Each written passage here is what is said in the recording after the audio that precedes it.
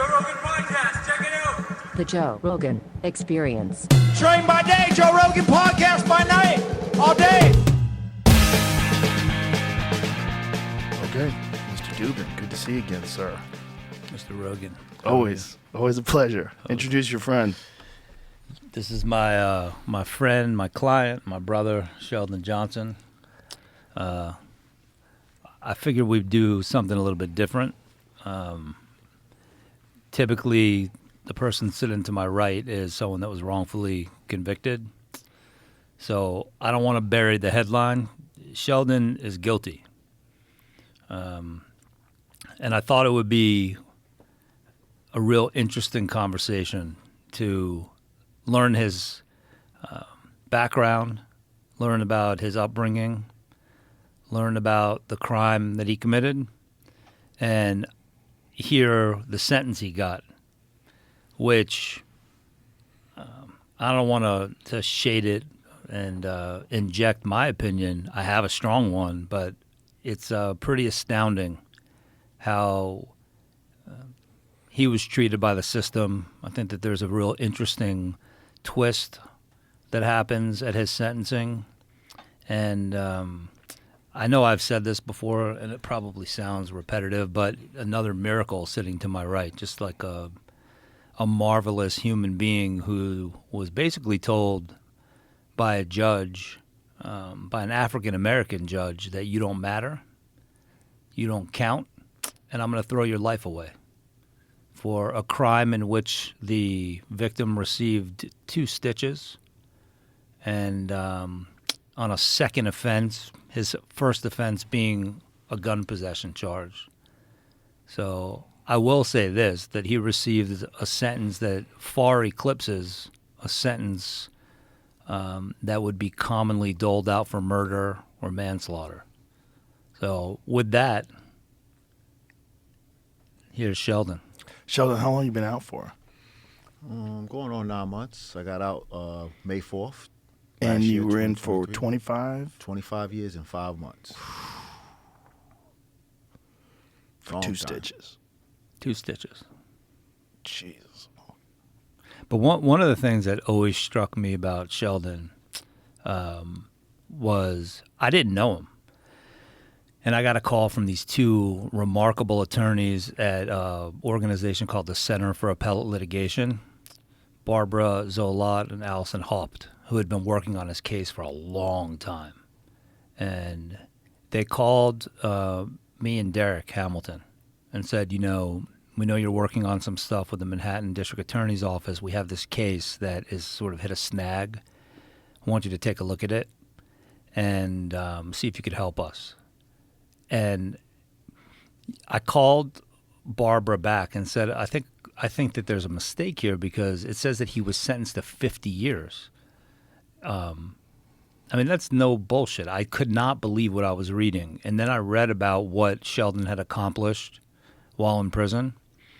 And then his earliest date of release was, I think, 2049. 49. And he had already served 25 years. So I was just blown away by the level of accomplishment and the mental wherewithal that he possessed to accomplish what he did while incarcerated. And then the path he's taken in the 8 months since he's been out is we talk about on these episodes, how do you make change happen? He's living it and making it happen. So I thought it would be just fascinating to go through, like I said, his life, how he got to where he was, why he got this, what his thoughts are and our thoughts are on the sentence he received, why that happens too often to people of color. And I know there's one thing I want to say, and then I'm going to shut up and really let Sheldon talk and you talk. I get this a lot. Why are you always bringing up race when you talk about the system? And my response to that is, if you don't talk about how it impacts the system, even for people that have been found guilty, it's like having a conversation about President Biden and ignoring the very obvious, apparent cognitive deficiencies he has. It would be like talking about Donald Trump and not recognizing that he seems like an unhinged lunatic. It would be like talking about Kamala Harris and ignoring that she, didn't do much to advance criminal justice reform. You have to confront it. It's there. Is it that all people that get wrongfully convicted are people of color? No, but most of them. Is it that all people of color get disparate sentences? Oh, absolutely. So that's why I thought that this is an important conversation to have, and getting to know Sheldon, just thought he has a remarkable story to tell and a perspective on his circumstances, the system, and he's someone that's taken responsibility for what he did, and I think is a living example of what can happen if we think long and hard about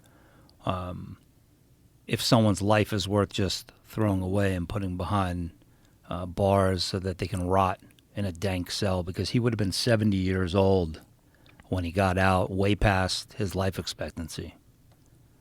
One of the things that's happened through all of our conversations that we've had on the show is it highlights how insanely broken the criminal justice system is, and how little oversight there is, and how few people are looking at these individual cases, and that you can have one judge who does what they did to you, and no one's looking.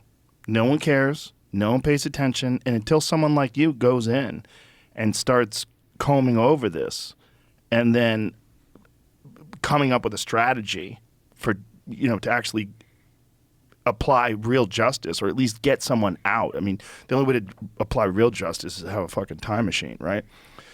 But it's broken.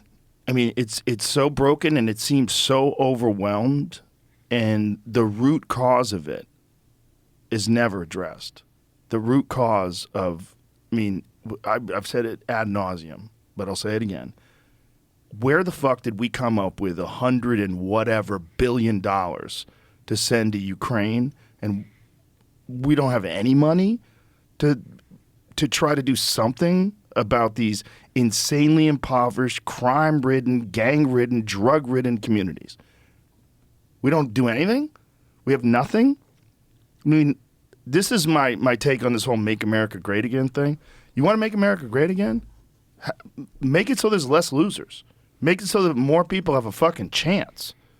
The idea that everyone starts on the same line, I'm not talking about equality of outcome. That's not possible. But equality of opportunity is possible. That's a possible goal. And at least we could advance that. At least we could do something to just change the course of who knows how many people's lives. And we don't do a fucking thing about it. We're looking at each other because we just had lunch before we came. It's like the precise conversation that we had. I told you this is a motherfucker that gets it. Oh, I know. It just makes no sense to me.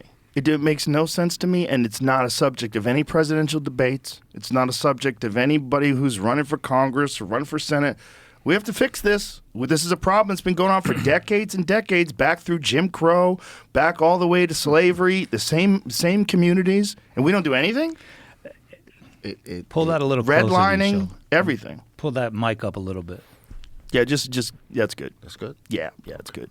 It's wild. It really is wild. And, and the race part of it is a major factor. It's a major factor. And it's a factor that gets ignored when people start talking about racism, systemic racism in the country.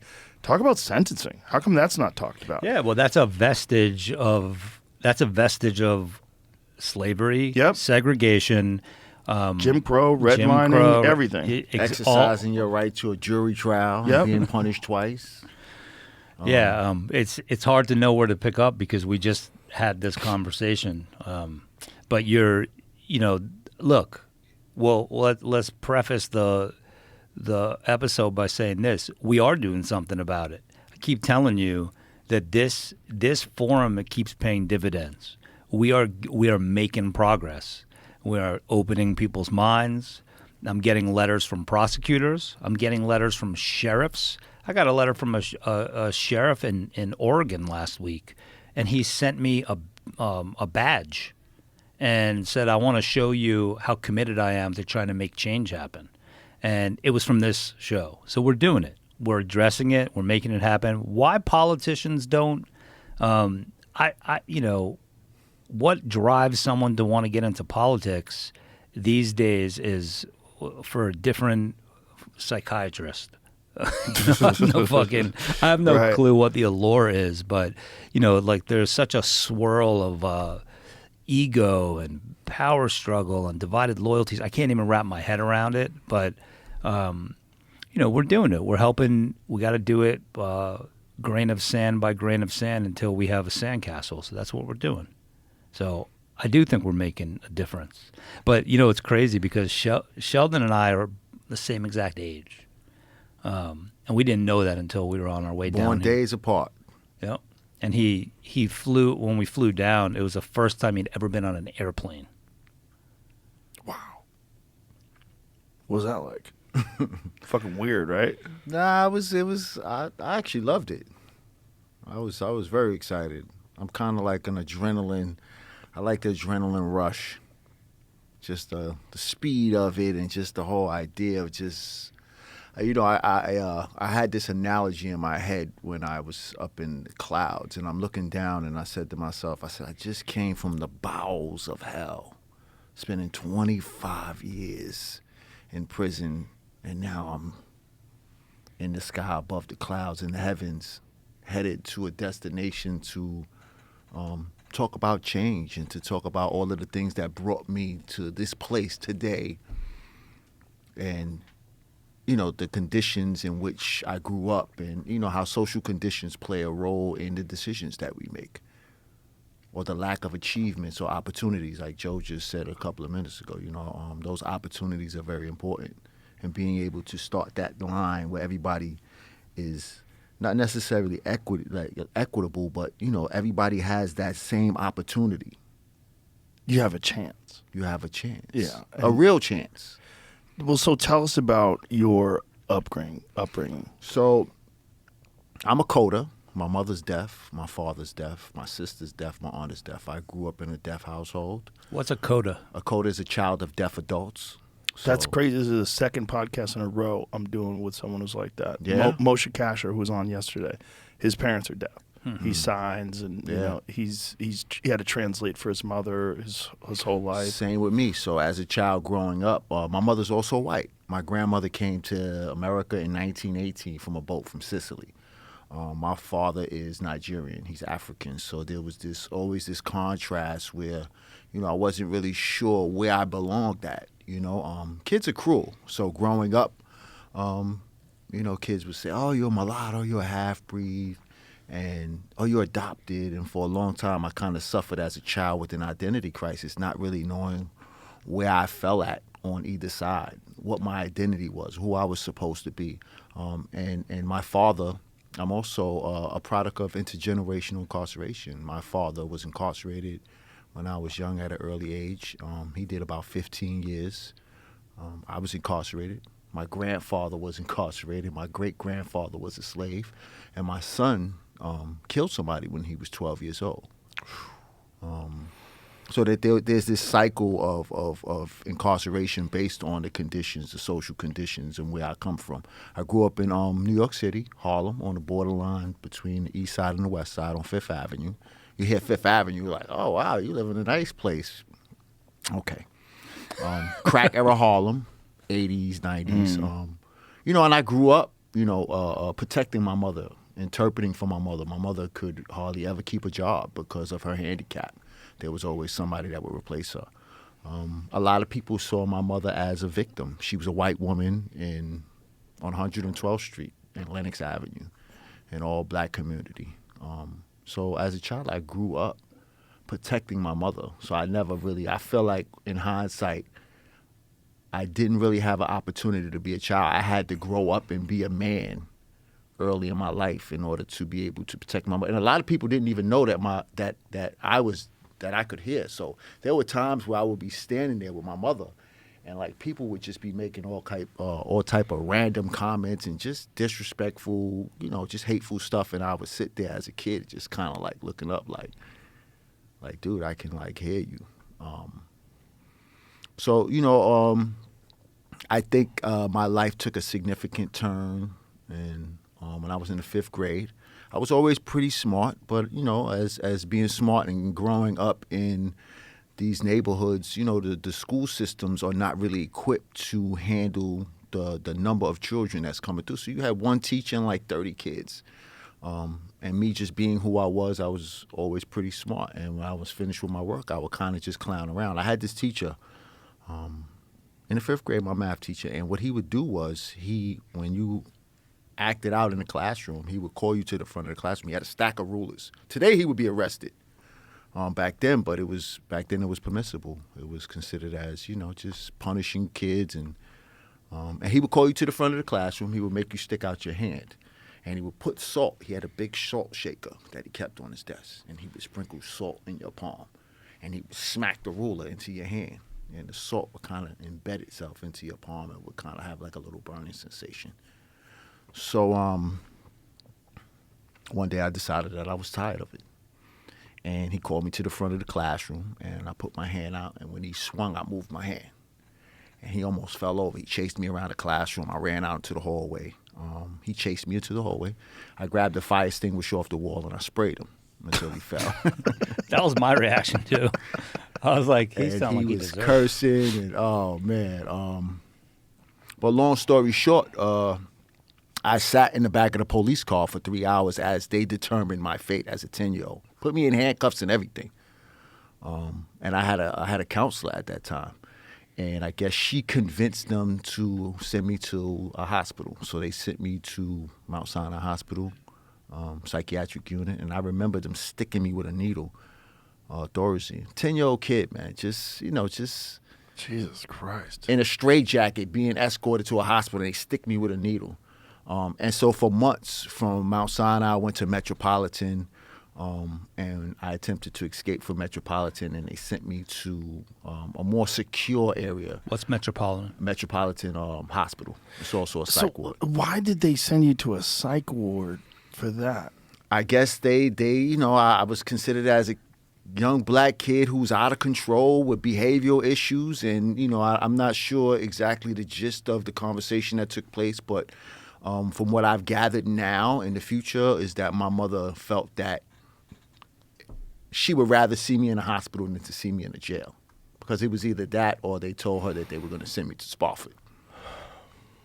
So I went through that, just being subject to just a whole bunch of different medications: Mellaril, Haldol, lithium, Cogentin, and then they transferred me to Pleasantville. From Pleasantville, I went to Hawthorne.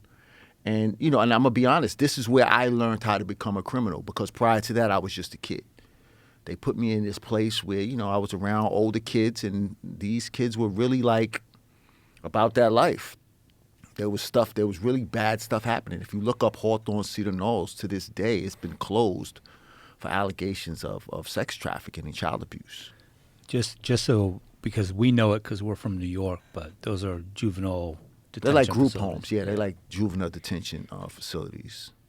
So they consider me as a person, they put what they called a pin on you, and it's a person of interest, a person in need of assistance. And they put you in these places, and they just kind of just leave you there. So I finally got out of there. I went through a lot there. I was molested by a counselor, and I finally escaped from there. And I just went back into the streets at 13 years old. And I just was fending for myself. I was out in the So street. it was 3 years of that? 3 years of that. For From the ages of- one instance For where one a guy's instance. trying to hit you with a fucking ruler. Yes. Wow. And, I always look back and I see that as a trajectory in my life that just changed everything. I went from, it changed me as a person. I lost my innocence. I felt like after I left that place, I was a darker person because of the things that I saw and the things that I went through. So I come back, and we talking about, this is 1988. crack era Harlem. You know, you got kids 13, 14 years old making $1,000 every 2-3 days. Selling drugs, looking out on the corners. This was like real stuff. You see New Jack City. New Jack City was for real back then. People who grew up after that do not understand pre-crack and post-crack. Oh, yeah. Big difference. It was wild. Devastated my community, man. It was wild. And how the fuck did that happen? Like, how the fuck did that happen? When you go through the whole story of it, All and right, you go now through, we're like, gonna- I mean, come on, man. Like, I had Freeway Ricky Ross on here twice. There you go. I ain't got to say it. He said it. So last night we were talking about this, and we were talking about like, what do we want to accomplish today? And last night when we were talking, he's like, well, you know, the CIA brought crack into. I said, you might want to stay away from that, but here we are. The fuck out of staying away from that, man. My friend Michael Rupert, rest in peace, he was the guy who stood in front of the city council on television and exposed it. He was a former Los Angeles narcotics officer. Mm-hmm. And he said, I personally witnessed the CIA selling drugs in the inner cities of Los Angeles. And that was the Freeway Ricky Ross situation where they were using that money to fund the Contras versus the Sandinistas in Nicaragua. It's really not as crazy because last night Sheldon's telling me about it, and I spent a long night into the early morning hours reading some of what you told me to read. It's really not in dispute that it happened. Not in dispute at all. And well, I'm going to let Sheldon tell. What blew me away about it was that not only was it known how addictive it was also known how easy it was to reproduce the process. And how much cheaper it became. Yeah. Not only that, the differences in sentencing. The difference is in 1 to That's 5. the wildest thing. 1 to 5 is like 1 to 5 ratio. Yeah. And then you had the the Rockefeller drug laws that came into effect that required mandatory minimums and et cetera, et cetera. So when we talk about social conditions and we talk about situations that were created for the purpose of what? You know, you separated families. You had mothers and really grandmothers who had to take care of the children because the mothers were in the streets smoking crack. And the fathers were either in the streets using drugs, selling drugs, or in prison with astronomical sentences and removed from the family structure in totality because of these conditions. So now you have the child just kind of left to fend for itself. And we're not even talking about the children who were born that were subject to mothers who, you know, the crack baby, right? Yeah. And that's just I mean, the list just goes on and on when we talk about social conditions and we talk about the long-term effects of these conditions and how it produces behavior. Like Ivan Pavlov, one of my favorite psychologists, he talks about stimulus and a response, right? A classical conditioning. So you introduce the stimulus and then you have a response, which equals to the condition that we see. And you're also talking about what we were talking about earlier. You're still dealing with these communities that are still suffering from segregation, Jim Crow. Yeah. And then they throw crack in it, like just gasoline on a fire. Yeah. It's crazy because we've had this conversation in the abstract. We've had this conversation, you know, about this very subject. And then the more I got to know Sheldon and his story, I said, well, here was someone that not only lived it, and I want to make clear one thing that has always struck me about Sheldon is his vulnerability, but also his honesty. He's like, he'll be the first to tell you out of the gate, I did it. I could have made better choices. He's not asking for a pass based on his conditions. What he's always said to me was, I just want people to consider how it may have impacted me. So, and to me, you just can't ignore it. It doesn't say, well, poor Sheldon. I think that because I guess, you know, I know him, the human being. So I trip out when people are like, anybody that murders or robs or does it, you lock them up and throw away the key. I always feel like, well, look, why don't you explain to me how you have gotten to know somebody that has been brought up in different conditions than you were? How long have you sat and listened to them? How long have you considered how that might have impacted them and compared it to the conditions you grew up in? How many people like him have you gotten to know? So again, I'm trying to walk a fine line between sounding preachy and just saying, let's just consider the circumstances in which he was born. We're both 48. I don't want to get into, my family, struggled financially, but had different opportunities. My mom was a school teacher. My dad was a knock-around Brooklyn guy that did what he could do to, provide for his family and wasn't always great at it, but he was a wonderful man. But I can't ignore that I had different opportunities than Sheldon did. So when he gets out and then he arrives back on the street, I don't think anyone's going to argue with the fact that you're impacted and molded from 10 to 13 and forward, 13 to 18 by who are the people you're around? What are the conditions you're born into? And I never even went back to school after that. So I'm talking about after the 5th grade, I went back to school maybe for a week when I was 17 to Washington Irving High School. I went to school for a week and I just dropped back out. I just saw no purpose in going to school. And I really didn't go back to school and really educate myself until I went to prison. Today I'm pursuing a master's in human services. Before we get to your master's, why don't you explain so you get back at 13? So I get back into my community at 13, and I'm just kind of not only am I like trying to wean myself from all of the narcotics that have been pumped into me for these last 3 years. I'm talking about I gained so much weight. I went from a slim kid to being fat because of the medications that they was giving. So what are they giving you? They were giving me Haldor, lithium, Thorazine, Meloril, another medication called Cogentin. Those are the ones that I'm aware of. And I'm talking about I was just like heavily sedated, And that's what they do to all the kids in there. and that's what they did to most of the kids. Yeah, They just want to keep them calm and quiet. just keep them calm and quiet. Keep them calm and quiet. And are they giving you any counseling when you're in there? Are they talking? It's superficial. It's not really. It's not. You got a bunch of kids who sit around in a group, and they do a feelings check. But the counselors, as far as I was concerned, the counselors didn't really care because They checked out. there was so much going. The counselors was just there for a check. There was so much going on that was above and beyond what the counselors could control. It was just ridiculous. You had the kids going down into white planes, breaking into cars, stealing, getting high, going across the campus, having sex with the girls. It was just insane what was going on. And I learned how to become this person. I learned how to survive there.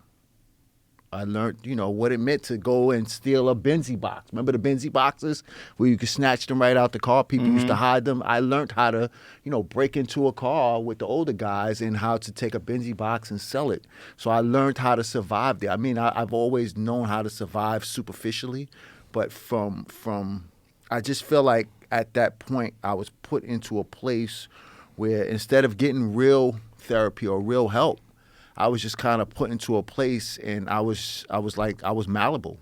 I was young, I was impressionable, and this is what I was seeing. These became my role models. These were the guys that I respected, that I looked up to. They were selling drugs. They didn't have a care in the world.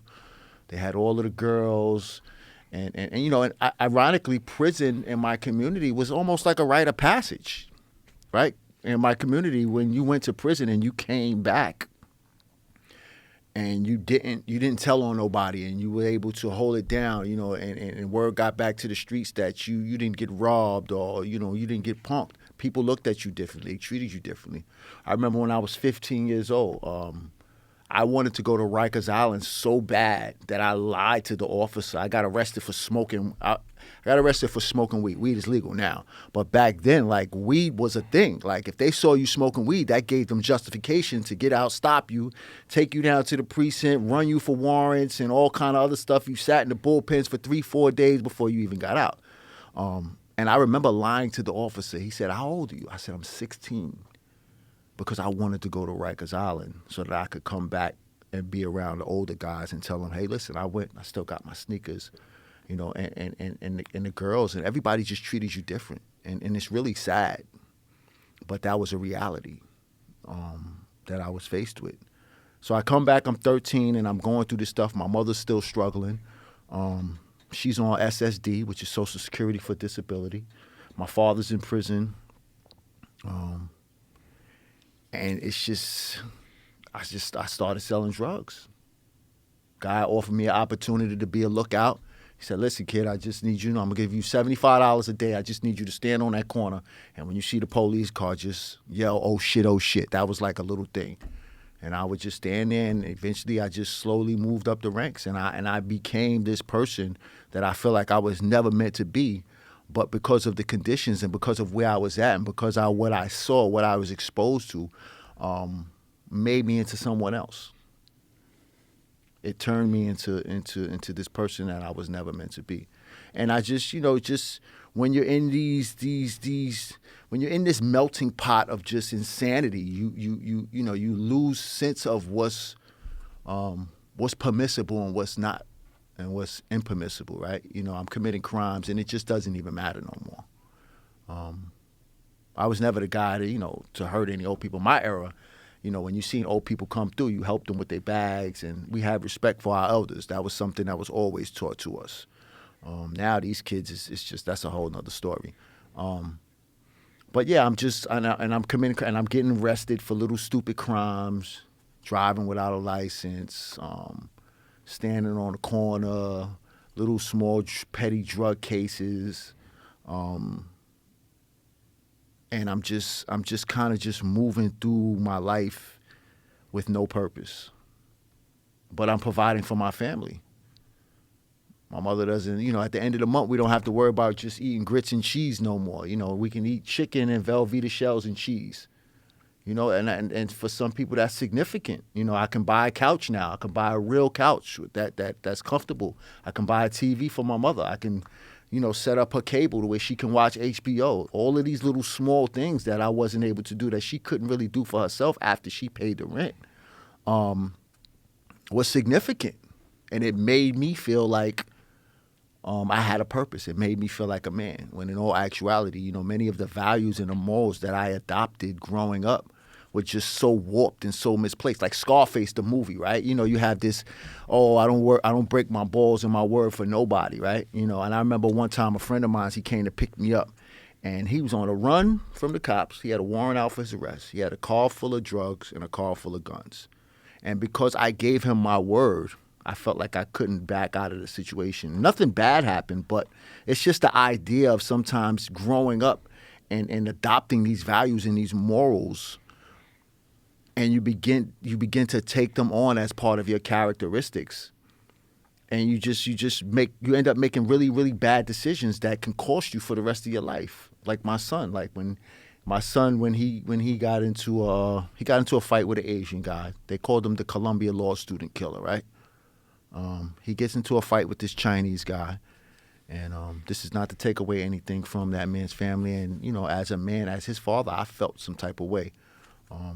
But the guy goes into the street and gets hit by a car, and he dies. But this is how fast your life can change from just one simple mistake. From one mistake. And I just feel like, a lot of times these conditions are created, and there's really no alternatives. I had never been on a plane, like Josh said. Like, I never even thought about going on a plane. So I'm growing up in this community. My father's gone. My mother's, she's deaf. I ended up having a son. My son was born in 1993. And that just exacerbated the issue, right? So now I'm really, what am I going to do now? I have a son, I have someone to look at. And despite how many times I said that I was never going to be who my father was, my actions were actually setting me up to be exactly who my father was and remove me from my son's life. And I caught the gun charge that triggered the felony that it allowed them to be able to sentence me the way that they did in 1994. I also caught another case. At that time, I was what you call giving out consignment on drugs. 2 people in particular I gave consignment to, and I ended up getting arrested for a case. And when I sent someone to go pick up the money from them, they kind of just was like, whatever, I'm not paying them. So when I came home, one guy in particular, I ran into him with his girlfriend. Did you get that case got dismissed, right? The gun charge? No, the one that you were away for. You got arrested for something. You're in jail. Yes. These guys figure since you're in jail, fuck it, we're not going to pay him. Yeah, I'm not going to pay him. And then the case that you were arrested for got dismissed. Got dismissed. Right, I got so acquitted. So then you come home. So then I come home and, I need my money. I need my money. I'm just me being honest. It's just me being straight. I gave you something, and we had an understanding that you were going to pay me. And when I came home, when I finally located this particular individual, he had his girlfriend with him. And this guy owed me $5,000 for some drugs that I had gave him on consignment. I gave him an eighth of a kilo, which is 125 grams of cocaine. And when I saw him, he had a bunch of jewelry on. He was with his girlfriend. She had a bunch of jewelry on. And I said, hey, man, where's my money at? Oh, I was going to pay you. And as far as I was concerned, his jewelry we was even. So I robbed him. And I took his jewelry. And his girlfriend happened to be there. And unfortunately, she got caught up in the situation. I had a bunch of young guys with me, and they robbed her as well. And he got hit in the head with the gun right here on the side of his head, and he got 2 stitches. And they gave me 25 years for that case. Did you hit him in the head? No. One of the guys that I was with hit him in the head. And he identified me in a photo array, unbeknownst to me. He identified me in a photo array. This guy, as far as I was concerned, he was in the streets just like I was. So right. I didn't really understand that, like I said, we go back to morals and values and principles and how warped they can be, right? In my mind at the time, this is a guy who I gave something to. He's living an illegal life. I'm living an illegal life.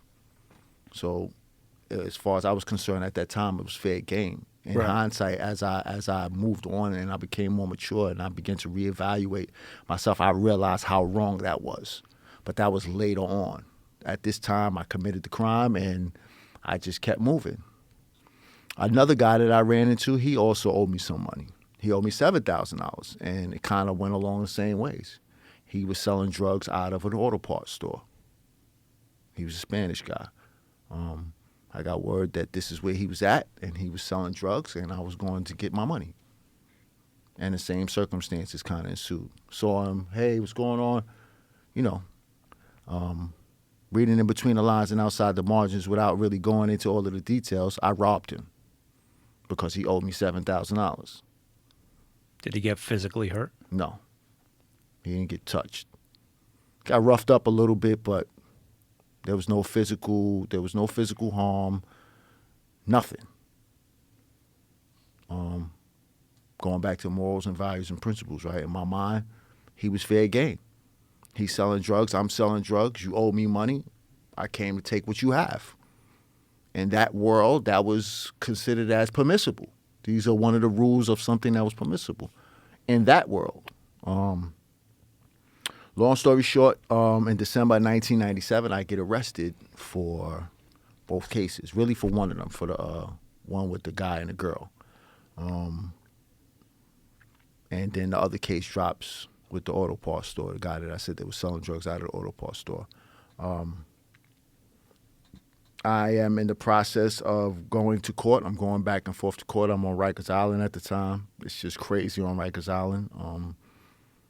That's when the gangs was involved. Prior to that, a year before that, I had got involved with the gangs. I was blood. I was a gang member. This is where the cut comes from on my face. I have a bunch of stab marks from just being in those environments and being on Rikers Island and just warring with other rival gangs, mostly Latin Kings and Inietas. My final offer before trial was 23 years, which kind of blew me away because my lawyer kept telling me that my maximum sentence was 25 years if I went to trial. So in my mind, it just didn't make no sense to me. Why would I forfeit my rights to an appeal if there's only a 2-year difference? I told the judge I would take 15 years right now. I acknowledged that I had made some mistakes and I had done some things that were wrong. And I said, I'll take 15 years right now. He refused to accept my plea offer, and I went to trial, and then I ended up getting 50 years. 5-0. And So they give you 25 for each case? Is that 25 for each case. Consecutive. So, and I remember like blowing trial and just not really understanding like what was being there, but not like, it was like almost surreal. And I remember when I went and got sentenced and the judge said 50 years. Now, mind you, I had a black lawyer, a black judge, and a white prosecutor.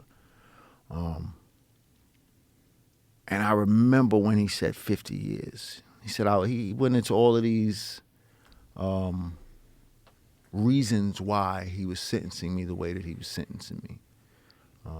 There was never no they're supposed to do a report prior to your sentencing, and it's called a post-supervision interview. Pre-sentencing investigation. It's called a PSI, pre-sentencing investigation. There was never no pre-sentencing investigation. There was never no mitigating evidence presented on my behalf to, highlight why I may have made some of the decisions that I made. And he just called me a menace to society, and he gave me 50 years. And I remember when I first got to downstate, which is a processing facility, and they give you what they call is a time computation sheet. And on the time computation sheet, it gives you all of the numbers, like the beginning of your bid, how much jail time you have. And I just remember 2049. That's all I kept looking at. And I was like, 2049? Are they fucking serious? This is 1998, 1999. And I'm trying to do the math, and I'm just like, 2049. I'm like, that's 50 years from now. And I remember going to the law library, and I forget how I get the World Almanac. And something just says, look up the life expectancy. And I look up my life expectancy. And as an African-American man, my life expectancy at that time was 67 years old. And I did the math. And I said, I'm going to die in prison, man. I just really believed that I was going to die in prison. One thing I learned really, really quickly when I got to prison was that prison does two things to you. It brings out the best or it brings out the worst. And what I saw individuals who were at their worst, and I saw guys who were at their best. The guys who were at their best were guys who were involved in education, post-secondary education programs. They were running the program. They was running the violence groups. They was running the substance abuse groups. And I remember saying to myself, I want that. And I remember just being involved in so much bullshit because I was in a gang, and I was top of the food chain. I had my own nation. I wasn't just like the random gang member. I had a whole nation under me. And I was just in and out the box, solitary confinement, which has been considered as unconstitutional now. And I remember just having these moments of reflection and just asking myself, like, what are you going to do? can you spend the next 48 years living like this? And I said I couldn't do it. And I had lost all my privileges. They took everything from me. I was in Southport at the time, which is closed now. It's a solitary confinement facility in New York State. And I was on a loaf, which is also unconstitutional now.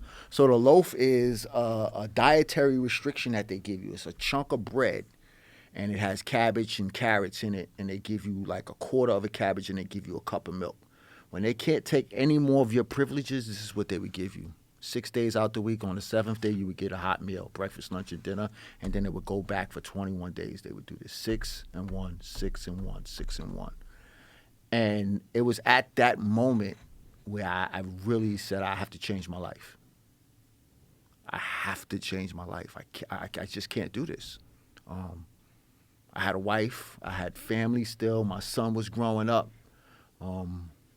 He was hearing stories about my so-called notoriety, and I just didn't want to be that dad. Like, I really was looking at myself and really evaluating, asking myself, like, yo, what the fuck are you doing?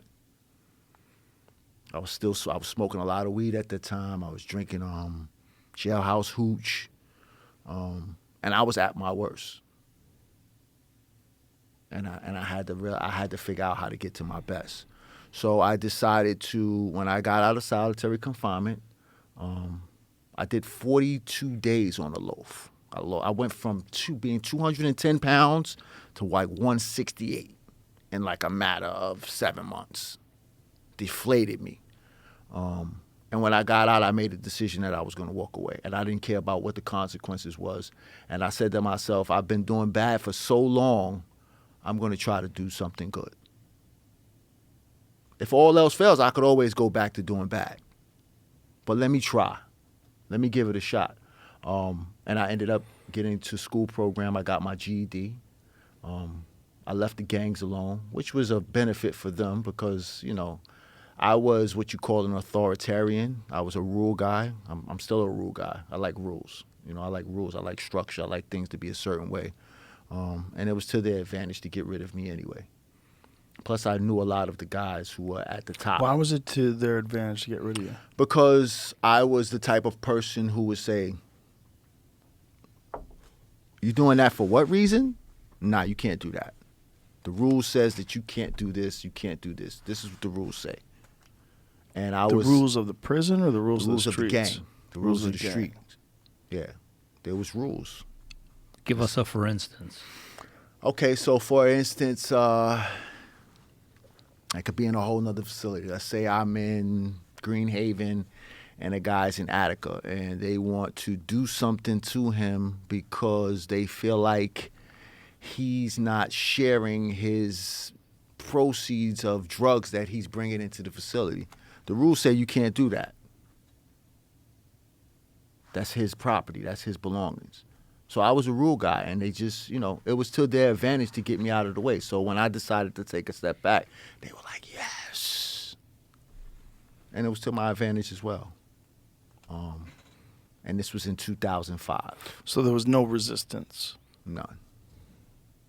And at that time, this is where a lot of the what they call set tripping began. The organization began to implode on itself. The gang organization. The gang organization. There was a lot of infighting, sets against sets, and I was just always against that. And it was time for me to go, and I didn't care whatever the consequences was. I was fortunate that there weren't any consequences,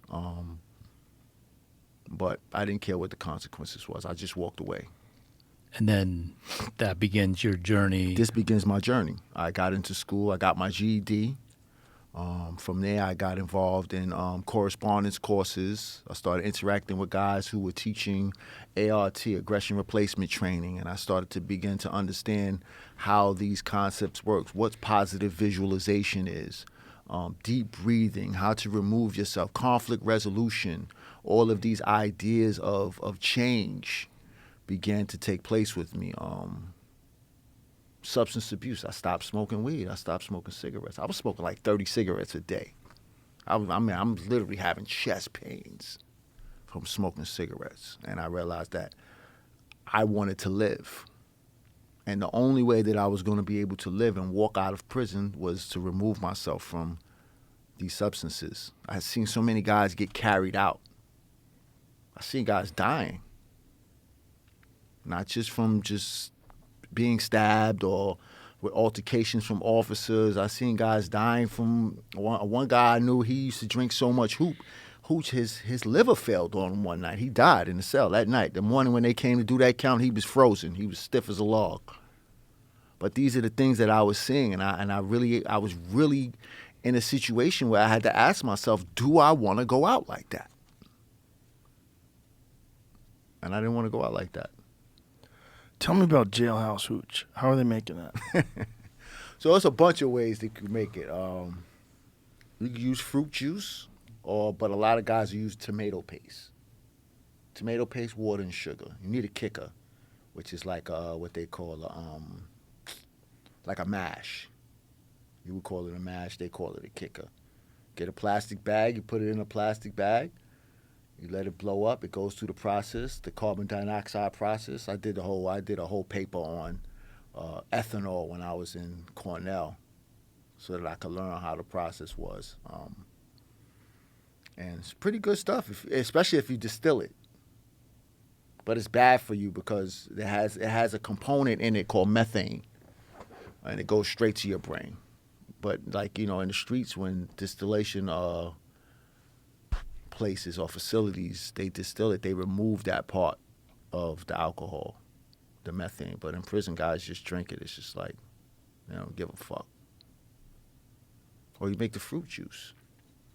Same thing, plastic bag, sugar, kicker, mash. What is the kicker? The kicker is to accelerate the process. I know, but what does it consist of? Usually like spoiled fruit, some spoiled bread with mold on it, because it begins the process of fermentation. It's like a mash. So this shit's got to be super toxic for you. Oh, super fucking toxic.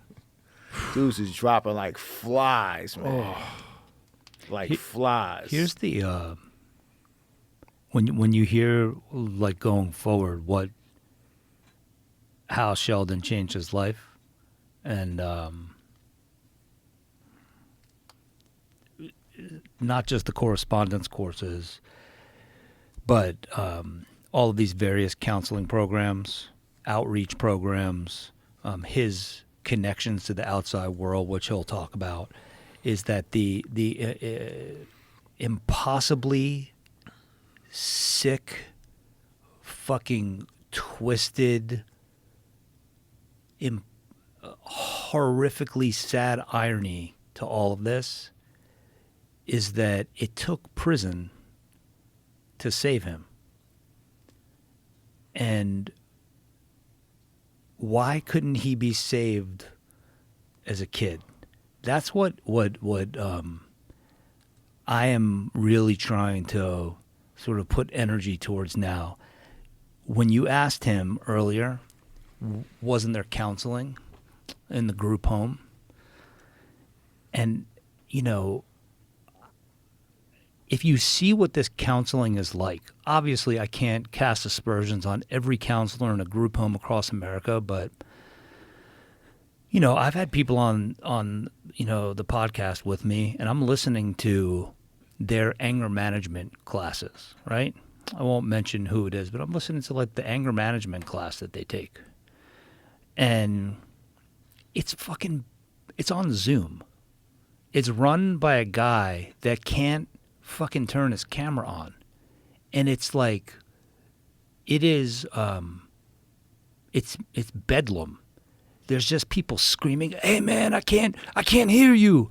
What the fuck did you just say?" What? You hear not just the anger and the frustration, but the guy's inability to control the situation, to control the technology, let alone giving out, real advice and constructive feedback on how different people are. He's checking a box, this guy, to do a job. Is that happening with everyone? It's not happening with everyone, but again, the paradox here is that this this insane, inhumane sentence actually saved Sheldon. But why weren't there those programs, that thought, that implementation in his community to save him as a kid? Right? And I don't just take cases. You know, at the Perlmutter Center, where I'm the executive director, the Perlmutter Center for Legal Justice at Cardozo Law School, we get a massive amount of mail. And we get a lot of people calling us to help out on cases. I want to help as many people as we can, but people that I think can succeed or that we could help succeed when they get out. And, you know, on paper, you can see pretty quickly what somebody has done with their time. You know, I've sat with people in institutions all over the country where I say, well, what programs are you in? And I feel like an idiot asking, because I'd be a fucking puddle on the floor. If I asked him many times, how often did you cry? How did you extract yourself from the gang? How did you sleep at night with the noise? Sheldon told me about this thing called a human harpoon that people make out of magazines and a sharpened toothbrush. Like, can you fucking, the mind fuck on this? They stiffen the pages of a magazine with toothpaste, soap, water, let it dry, so that they could basically work it into a rod. You keep on working the paper between your hands, and then you attach with soap, newspaper, a sharpened toothbrush handle Or at bone. the end of it. Or what? Or a bone. Or a bone from something that they ate in the mess hall. Something that you ate in the mess hall. And then you're walking past their cell, and you're all of a sudden you get fucking stabbed with a harpoon. So I'm thinking, or have feces thrown on you. So I'm trying to like process all of that, and to be able to navigate that hell and come out To this heaven. halfway sane, and I'm just I'm so it hurts me deep in my fucking guts to hear that. I'm hearing you talk, and then I'm thinking, this is what it took to save you. When I think about, he was 10 years old, my son's 11, and that it's hard to listen to. And yeah, it's hard to process that you were able to have that wherewithal to sit a day in solitary confinement, let alone 42 days. And so your process, when you decide that you're going to try to do good, like how difficult was the process of trying to It was lonely. establish an education? It was lonely. I had, on one side I had the guys who I used to run with saying, "The fuck is he doing?" And then I had the guys who were actually doing good, just watching me to see if I was going to crumble or fail, or you had a handful of guys that committed me and said, "Yo, I applaud you. I got you, man. If you need some help, I can help you do this, or I can help you do that." But I felt like everybody, the world was watching, including my family, because they didn't believe it. Up until the point to where I graduated from Cornell, my cousin told me, she said, when you called me and invited me to the graduation, she said, I didn't believe it. I didn't believe nothing you had told me probably for the last 10 years, or anything that you said you did, until I saw you at that graduation. So, I had family, I had everybody just kind of just waiting for me to fail. But I just felt like I was just determined to succeed. I just had this energy in my spirit, and it was the will to live. As far as I'm concerned, it was the will to live. I had read, when I was in solitary confinement, I read Viktor Frankl's Man's Search for Meaning. And one of the things that struck me as being so powerful, he says, if you have a why, then you have a reason to live. And this is a guy who was in a concentration camp during the Holocaust, and he found a reason to live. He found a reason, and I'm sitting there in the cell, and I'm asking myself, do you have a fucking reason to live? And I think about my family, and that was my reason. And I wanted to beat the system. And that was my way of beating the system. I'm not going to let you motherfuckers kill me. And that was my spirit. And I knew it was only one way for me to accomplish that. So like I said, I started going to school. I did the correspondence courses. I got involved in the Cornell Prison Education Program. I obtained my associate's degree. And then I went on to obtain my bachelor's in behavioral science from Mercy. But in this process, I'm going through. I'm mentoring other young men. Now guys are looking at me and saying, "Hold on, wait a minute, man. This guy is on to something." I got guys on both sides now saying, "Yo, can you help me?" I started working in the law library. I discovered that I had a knack for complicated things, case law, and I was helping guys, and I was actually helping guys get out of prison. And I started running the programs. And I think that's something. What programs did you So run? I ran aggression replacement training. And how many years in do you start doing this? About 9 years in. 8 years in. I got arrested in 1997, and about 2005, this is when I started to make my transitions. About 8 years in. And it felt good. It felt good. It felt good to be able to call my family and send them pictures and invite them to these events where they can actually see me change. They could see actual tangible change. It felt good for the guys that I knew that were coming to me and asking me for help. I was helping guys with their GEDs. I became a tutor in the program. And the rewards that I felt, it didn't even matter anymore about when I was going to get out, right? It was just now about how can I help other people not go through what I went through and wait so long, because I feel like I wish I had somebody that would have came along at an earlier stage, and like he said, don't wait till I fall. Catch me before I fall.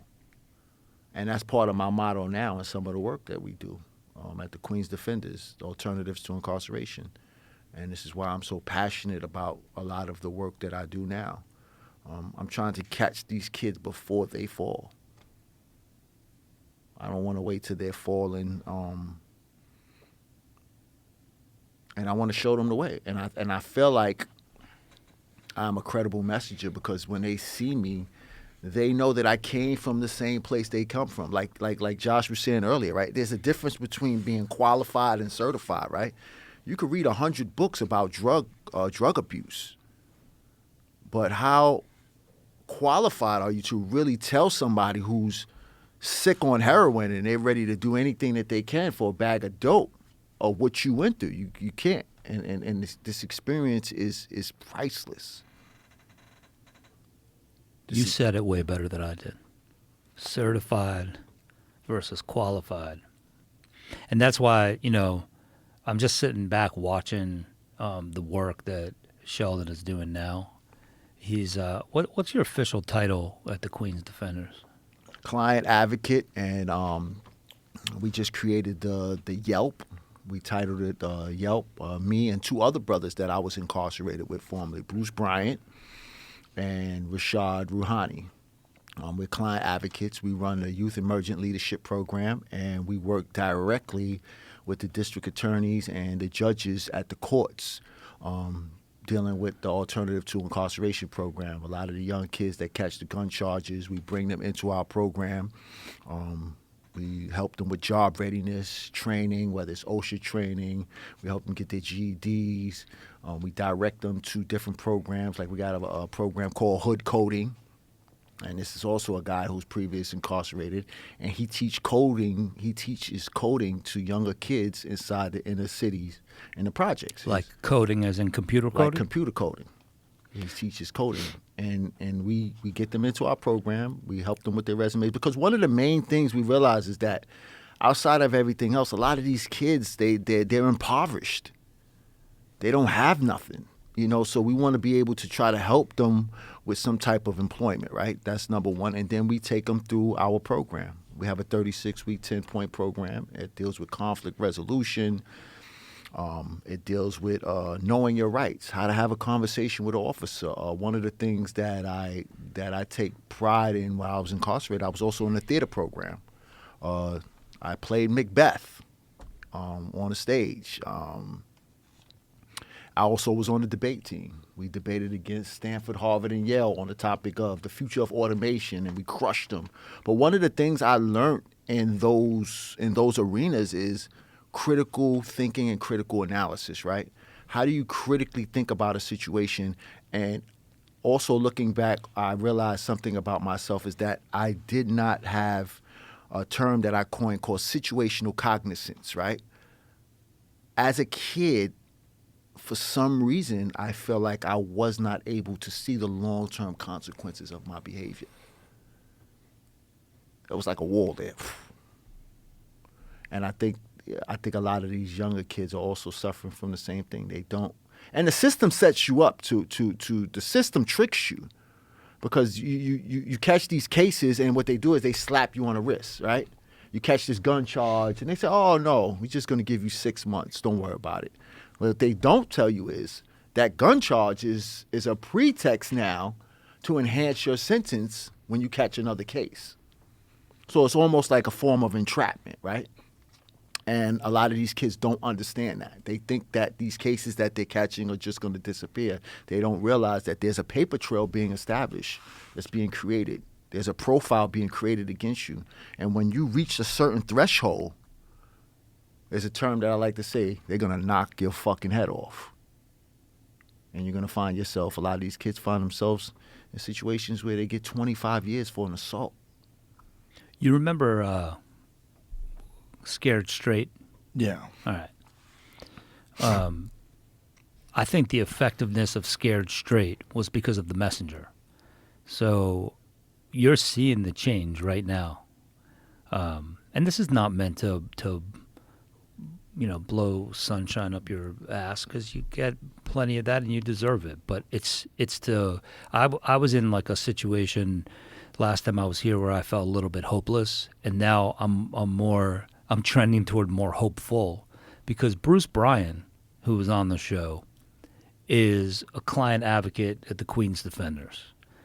And I don't wear that as a feather in my cap. That was just me. It was validation that if I get behind this man and give him new life, do my part in it. Lord knows there were others. Steve Zeidman at CUNY Law School.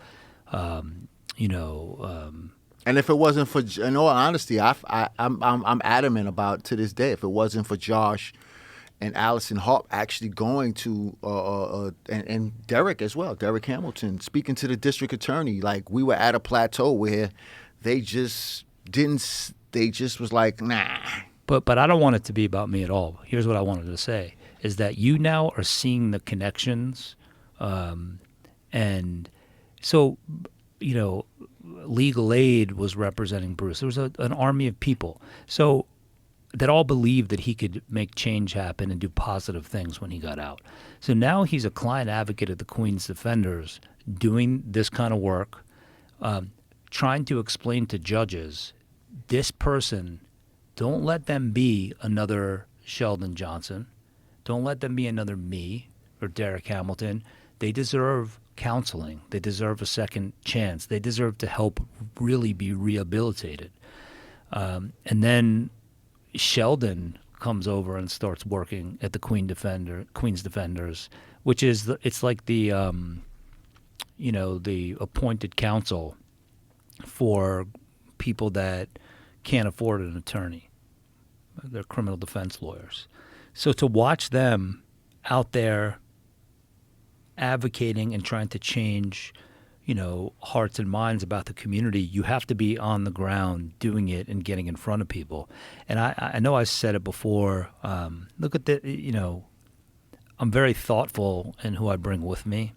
Look at this beautiful mind and how he articulates himself and educated himself. And you want to tell me that this couldn't have happened earlier? He doesn't need anyone's sympathy, and he's not asking for it. It's something I admire quite a bit about him. Whenever anybody, he doesn't want poor Sheldon, how could you have gone through this? And he stops them. I've seen him do it right in their tracks. Listen, I just don't know that my life was worth throwing away. But to watch them now on the other side of it, the change that we talked about, that I'm like, how do we change it? How do we do it? It's starting to happen. Could we use Jeff Bezos to sit down and think through how we can build a community center in East New York, in Harlem? Yeah, we could. The means are out there to do it. All it takes is one person listening to this episode that tells someone that knows someone, and then progress is starting to happen, and we can just do it on the ground. But the reason why I mentioned Scared Straight is because, sure, I could go in there and talk to these kids. They're not going to fucking listen to me. They're just not. I might be certified, but I'm not qualified. Right. I could sympathize, but I can't empathize. I go through that talking sometimes to fighters that I manage, right? I do it with Shakur Stevenson. He's like a little brother to me. I love him. Sometimes I feel like he the message might be better coming from Jay Prince than it is for me because he's more qualified. I try to wrap my head around what Shakur went through as a kid and growing up in Newark and the circumstance, but I think that there is a disconnect, and I have to be big enough to recognize that and say, yeah, maybe I'm not the right person, but you're telling me he's not going to inspire, and they're doing it. They're getting judges to change their mind. They're getting prosecutors to think twice. We just got one guy. He shot at his brother without going into the details of his case. He has an attempted murder charge. And we now have him in our program. They originally were talking about giving him 15 years. He's been in our program for a couple of months. We set him up. We help him get his resume. He's working towards his GED, and he's in the hood coding program. We also have him in an aggression replacement training program.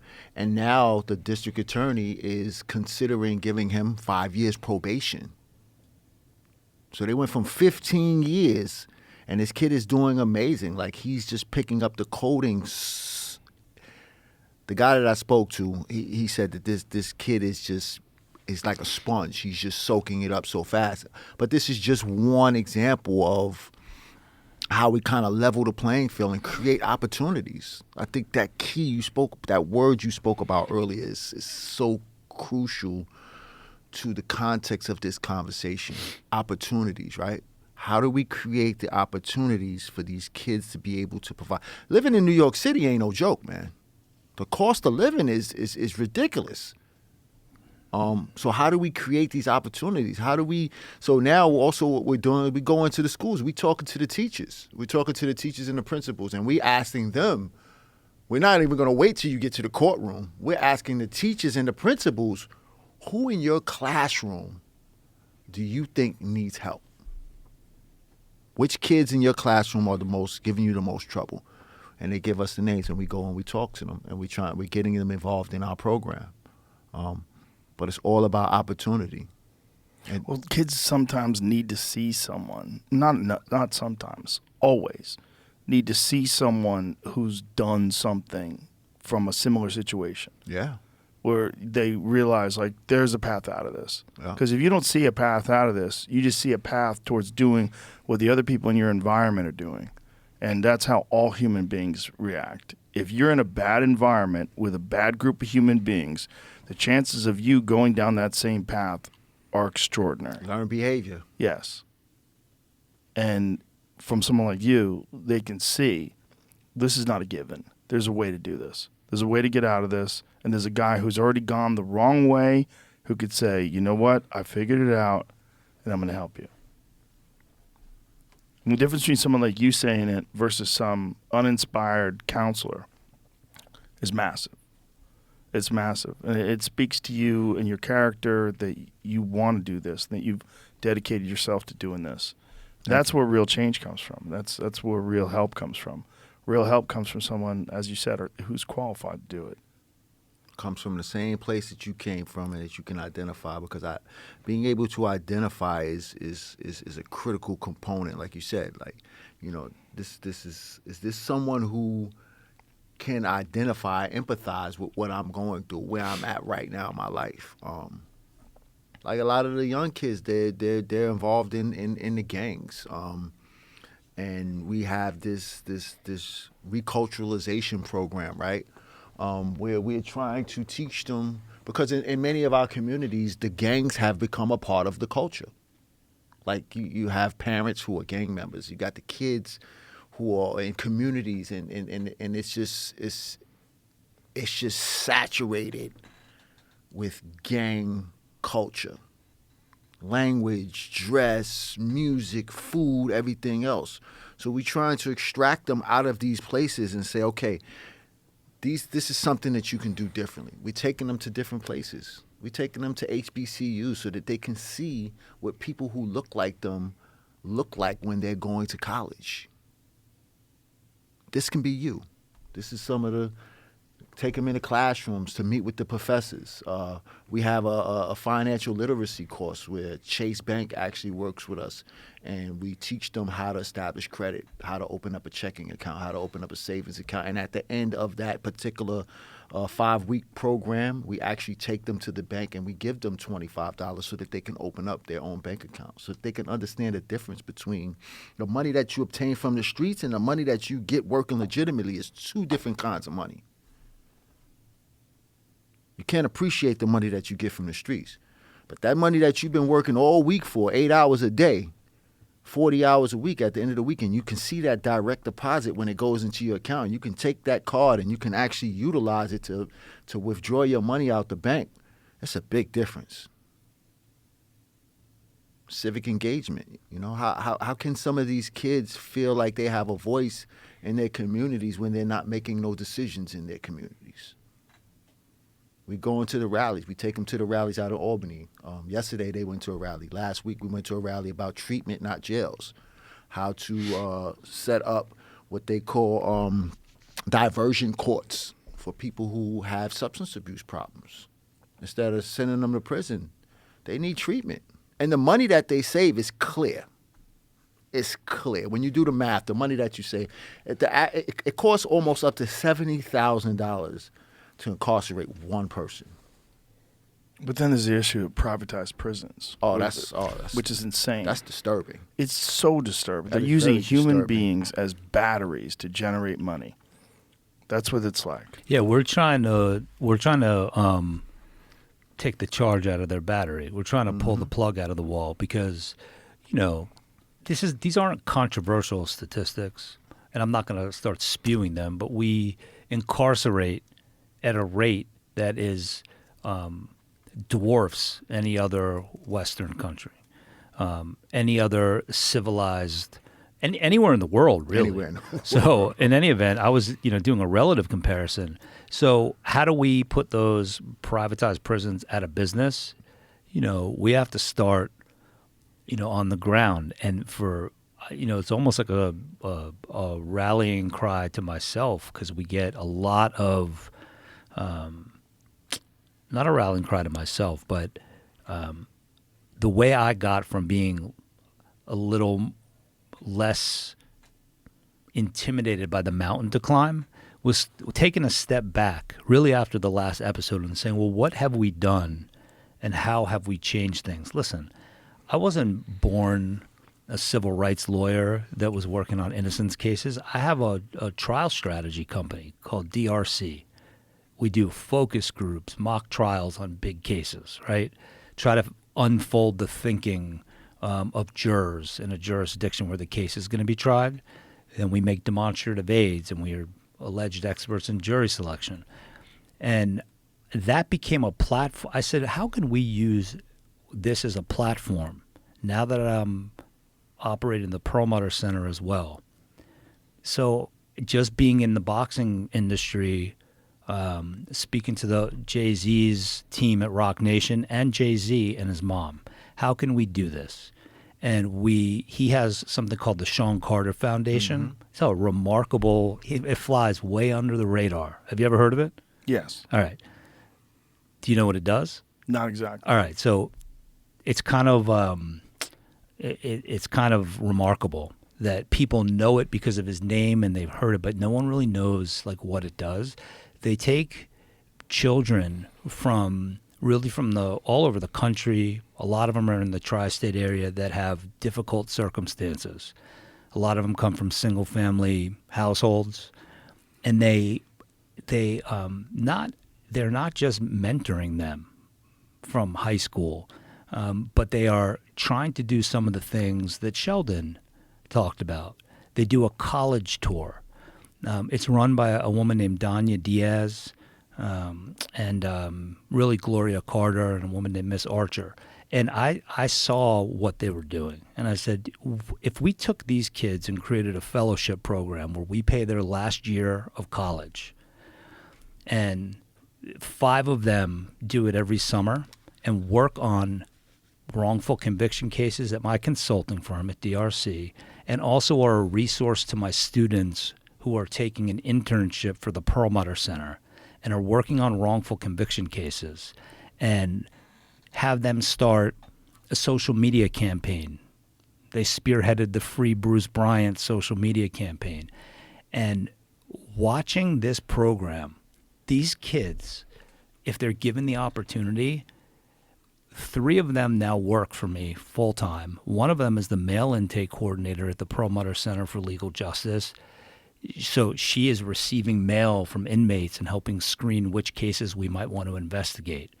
Her name is Samelia McFarland. There's a old girl that works at my firm doing advertising and publicity. Her name is Jayla Madry. She made a presentation to me the other day. I was fucking blown away that this girl she was passionate about marketing, not advertising, marketing. And she works at my consulting firm, and she made a presentation to me,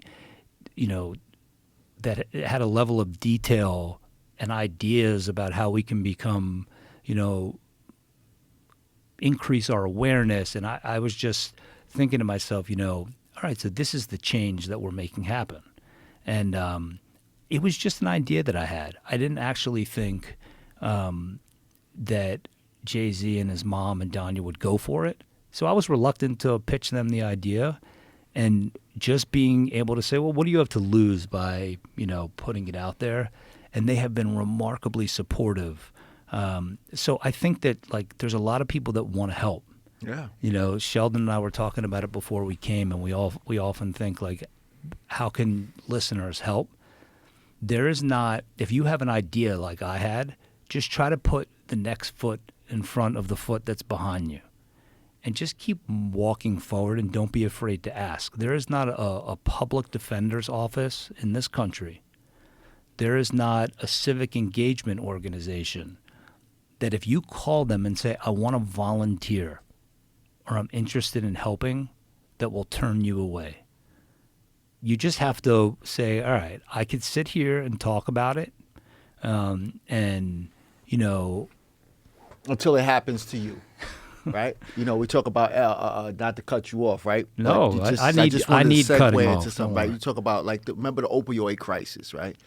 It's been an opioid crisis in my community since I could remember. People were dying off heroin, and it didn't become an issue until it was affecting white America, right? But my thing is, had you dealt with it from the beginning, it would have never became a situation later on. So it's this idea where we have a tendency to say, okay, I'm just going to turn away and I'm not going to pay attention to it. I'm going to turn a blind eye. I'm going to act like it doesn't exist until it hits home. And then sometime when it hits home, it's too late. Yeah, like I think it takes like something to happen to somebody for them to become an advocate, right? Michael J. Fox wasn't a Parkinson's advocate until it happened but that's great that he decided to do Absolutely. that. Remarkable. But I think that Sheldon makes a great point, right? We're a society that likes to sit back and complain. We want to react instead of responding. Like one of my favorite things to do is I have severe anxiety about dying, and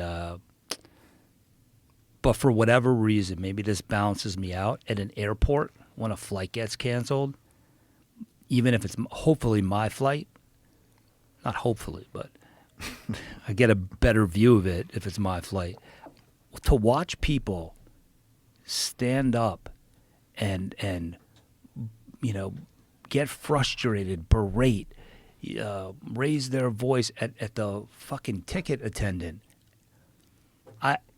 It's a remarkable exercise, and it's a social experiment. I think that if people really were able to hover over the room and watch themselves, they'd be like, why am I yelling at the ticket attendant? There's only two real possibilities of why this plane is not going to fly on time. There's either a mechanical problem or weather.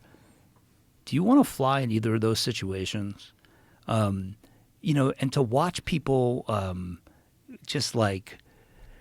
complain, and I don't know what they're getting out of it, but I just find myself trying to have an awareness about myself not to do that, and rather than get intimidated by the problem, try to just keep putting one foot in front of another. And then when the flight gets canceled, maybe I could read something interesting and catch up. It's inconvenient, or come up with an idea. I mean, trust me, I'm an average guy of average intelligence that I think I have more tenacity. So if I can help make some of this stuff happen, other people can make it happen. And Sheldon asked me, should I go to law school before we came here? And I said, I can't. I changed my mind, by the way. I might have an opinion now. But I told him, most of the lawyers that I find that are most effective aren't the smartest. They're not the savviest. They possess something that most lawyers don't, which is common sense and street smarts. And they marry that with what they learned in school. And they're able to that perfect stew, I think, is what leads to a successful advocate, counselor, attorney, whatever you are. And oftentimes there's so much of an emphasis placed on your grades and what score did you get, and how much of that really ends up fucking mattering at the end of the day. It matters, but does it matter to the degree we place an emphasis on it in our society? I'm not sure. But my whole thing is, rather than be intimidated by the problem, I think it's recognizing that it exists. Just decide one discrete thing you want to do to try to help make a change happen. And then, again, just try to get some forward momentum, and you'd be surprised at the buy-in that you get. I think that's why this platform is so important, because it allows people to start sharing ideas, reaching out to us, and we're taking them up on it. I've told you before, we've been contacted by a major law firm, Greenberg Traurig, and, a really awesome attorney that's working on the case of Pierre Rushing, this guy, Jordan Grotzinger, who's he was a corporate attorney, had nothing to do with this kind of work. Listen to the podcast. He's a passionate advocate. And he's going to get justice one of these days for Pierre Rushing. We've tried to help apply pressure through this show by having people reach out to the DA, and write letters on his behalf. And it's has it worked yet? It's working. We're going to get there at some point. So that's my objective, with continuing to do these stories, because you're right. the privatization of prisons and the industrial prison complex, is that a solvable problem? I'm No. not sure. I think I think that it's too much of a giant to slay unless we start pulling the electrodes, not the Neuralink electrodes, pulling the electrodes out of the sockets and taking energy out of it as much as we can until they're like, well, we don't have any fucking Or people. you begin sabotaging pieces of the machine, right? Because a lot of these corporations are what you call well-oiled machines, right? And it's like a watch. When you open up a watch, you see so many intricate pieces, right? And if you sometimes if you break the right piece in the watch, the whole watch ceases to keep time. And it's just a poor excuse for. It's like putting a Band-Aid on a gunshot wound. For the government to allow these corporations to privatize and say, okay, it's not our problem anymore. We're gonna pass the buck and let somebody else deal with it. Now you have these corporations who they really don't care about rights and humanity and cruel and unusual punishment and due process. They don't care about none of this stuff. Well, to allow it to exist in the first place, you have to ignore that people will be incentivized like every other industry, like the pharmaceutical industry, like the military-industrial complex, like everything else. Once they start acting as a corporation, which all corporations, it is in their best interest to try to maximize the amount of profit they make always. If they have shareholders, it's their responsibility to those shareholders to maximize profits with each quarter.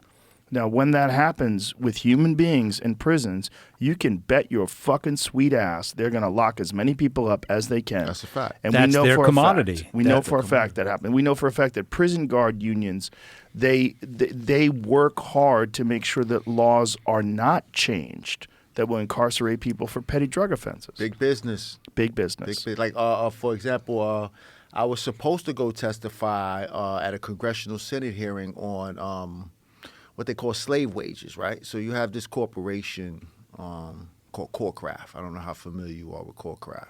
Is that when they use prisoners? Yes. Yes. They use prisoners. In Auburn, they make license plates. In Clinton Correctional Facility, they make mattresses and T-shirts and underwear. Each facility. I was just they make reading an different article things. today about that. I was just reading an article today about food manufacturers that use prisoners to sell commercial food. Yeah. And they essentially work as slaves. That's quick chill. So you have a whole bunch of different entities under this one large umbrella, right? And I remember I was getting paid 17 cents an hour at one point in time, 19 cents an hour, and for operating these big machines, and they were producing just like a mass amount of. Corecraft is actually a Fortune 500 corporation. And they function, they regulate out of the prison industrial complex. There it is. U.S. prisoners part of a hidden workforce linked to hundreds of popular food brands. Yeah. Fuck. Frosted Flakes, So a lot of times we walk into the supermarket and we see these products and we don't realize, what's going into, making these products. Like you hear about these slave shops in China and all of this stuff, and people campaign to say, oh well, we're not going to support that, but what are you actually supporting here in your own country Right. right now, Unbeknownst to you, right? Yeah, and I mean that if you have a label on everything you buy, like this may contain harmful substances, this may be bad for your health. GMOs. Why the fuck don't you have a label? This is made by prisoners. This is made by people making 13 cents an hour or whatever it is. Yeah. Why? How do you not have that? Because wouldn't that change the way people would buy things? Well, and it, the most important. Look at this, including countries that so the goods prisoners produce wind up in the supply chains of a dizzying array of products found in most American kitchens, from Frosted Flakes cereals, ballpark hot dogs, to Gold Medal flour, Coca-Cola, and Riceland rice. They are on the shelves of virtually every supermarket in the country, including Kroger, Target, Aldi, and Whole Foods. Some goods are exported, including to countries that have had products blocked from entering the U.S. for using forced or prison labor. Wild. 13th Amendment. Yep, exactly. Slavery and involuntary servitude, except as punishment for a crime. And we go back to Jim Crow. That's what they did. Yes. When right after Exactly. the Emancipation Proclamation, post antebellum, they created these laws to convict the freed slaves so that they can continue to force them into free labor, right? And Yes. it just continues today, like 13 cent an hour, 17 cent an hour, 19 cent an hour. During the pandemic, Great Meadows Correctional Facility had these guys working 24 hours a day making hand sanitizers en masse. That place is the scariest fucking place. That place traumatized me. That man. place is like, it was one of the first prisons that I went to in New York State to visit with a potential client, and I almost peed down my leg. I mean, it looks like, feels like, is like what you saw in the Shawshank Redemption. It's worse than Attica. Hey, check this out. What you're seeing on the screen is not some new thing. Speaking of the Shawshank Redemption, Stephen King writes a lot that is rooted. I'm not talking about Cujo. I'm not talking about his horror writing. His short stories, most of them are rooted in some sort of truth. Rita Hayworth in The Shawshank Redemption was a short story that he wrote that ended up getting made. I think it was part of Apt Pupil or one of his books of short stories. And you remember in The Shawshank Redemption where they had this precise thing where it was they came up with this idea, the warden came up with an idea for a work program where they were profiting. That was true back then. He was basing that on something that was happening in the Northeast back then.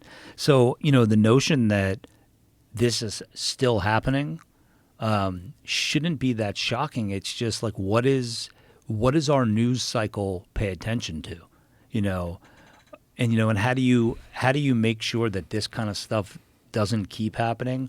My idea is you need people on the ground that are working on policy and reform. So at the Perlmutter Center for Legal Justice at Cardozo, we have a policy advisor.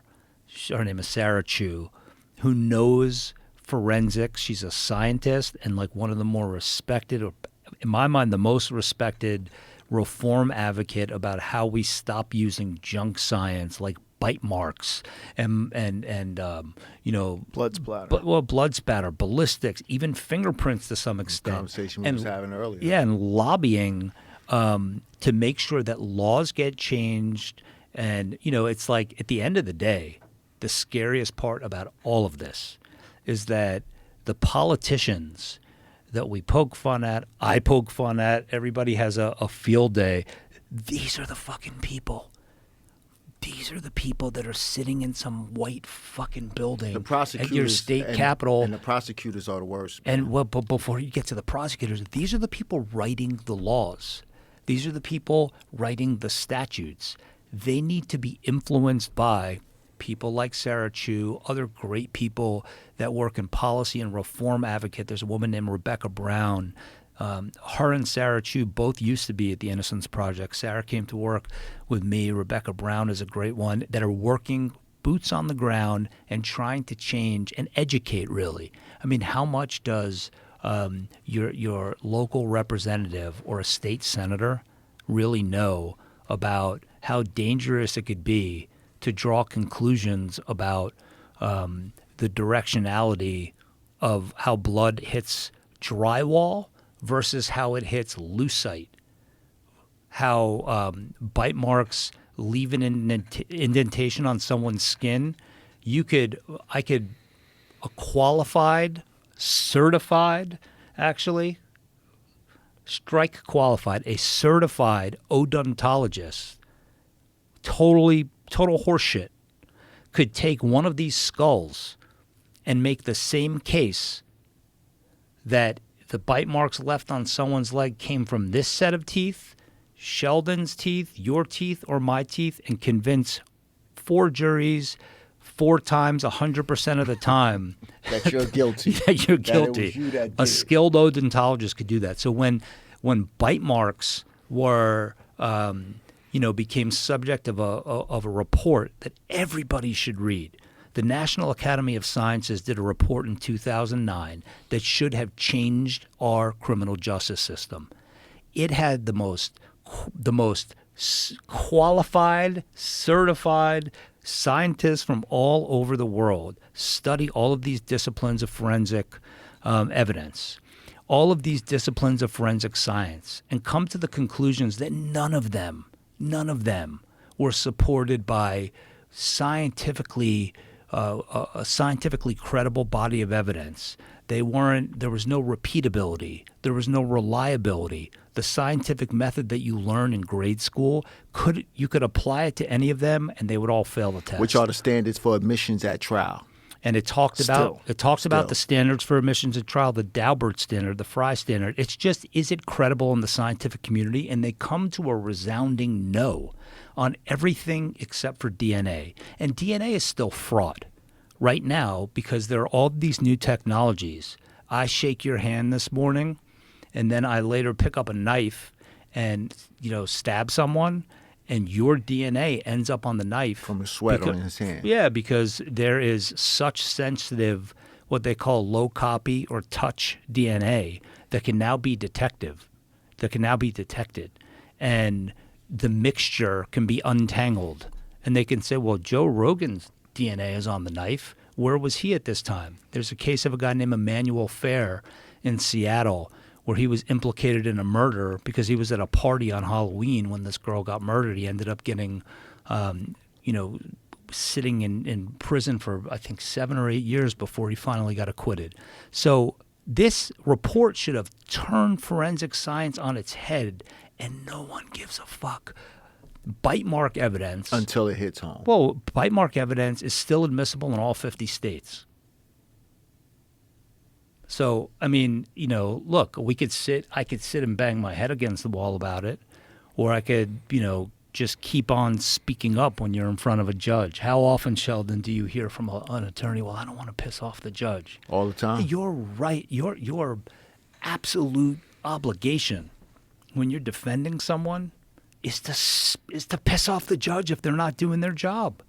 To protect their rights, their constitutional rights. That's what the Constitution was designed for. And it's so interesting when you think about the Constitution, right, and the Founding Fathers and the Bill of Rights and how it has just transferred over hundreds of years into today, and how our rights are still fundamentally protected. But when we talk about rights, there's two different worlds. Like his rights and my rights may be two different kinds of rights because of where we come from and because of the color of our skin, unfortunately.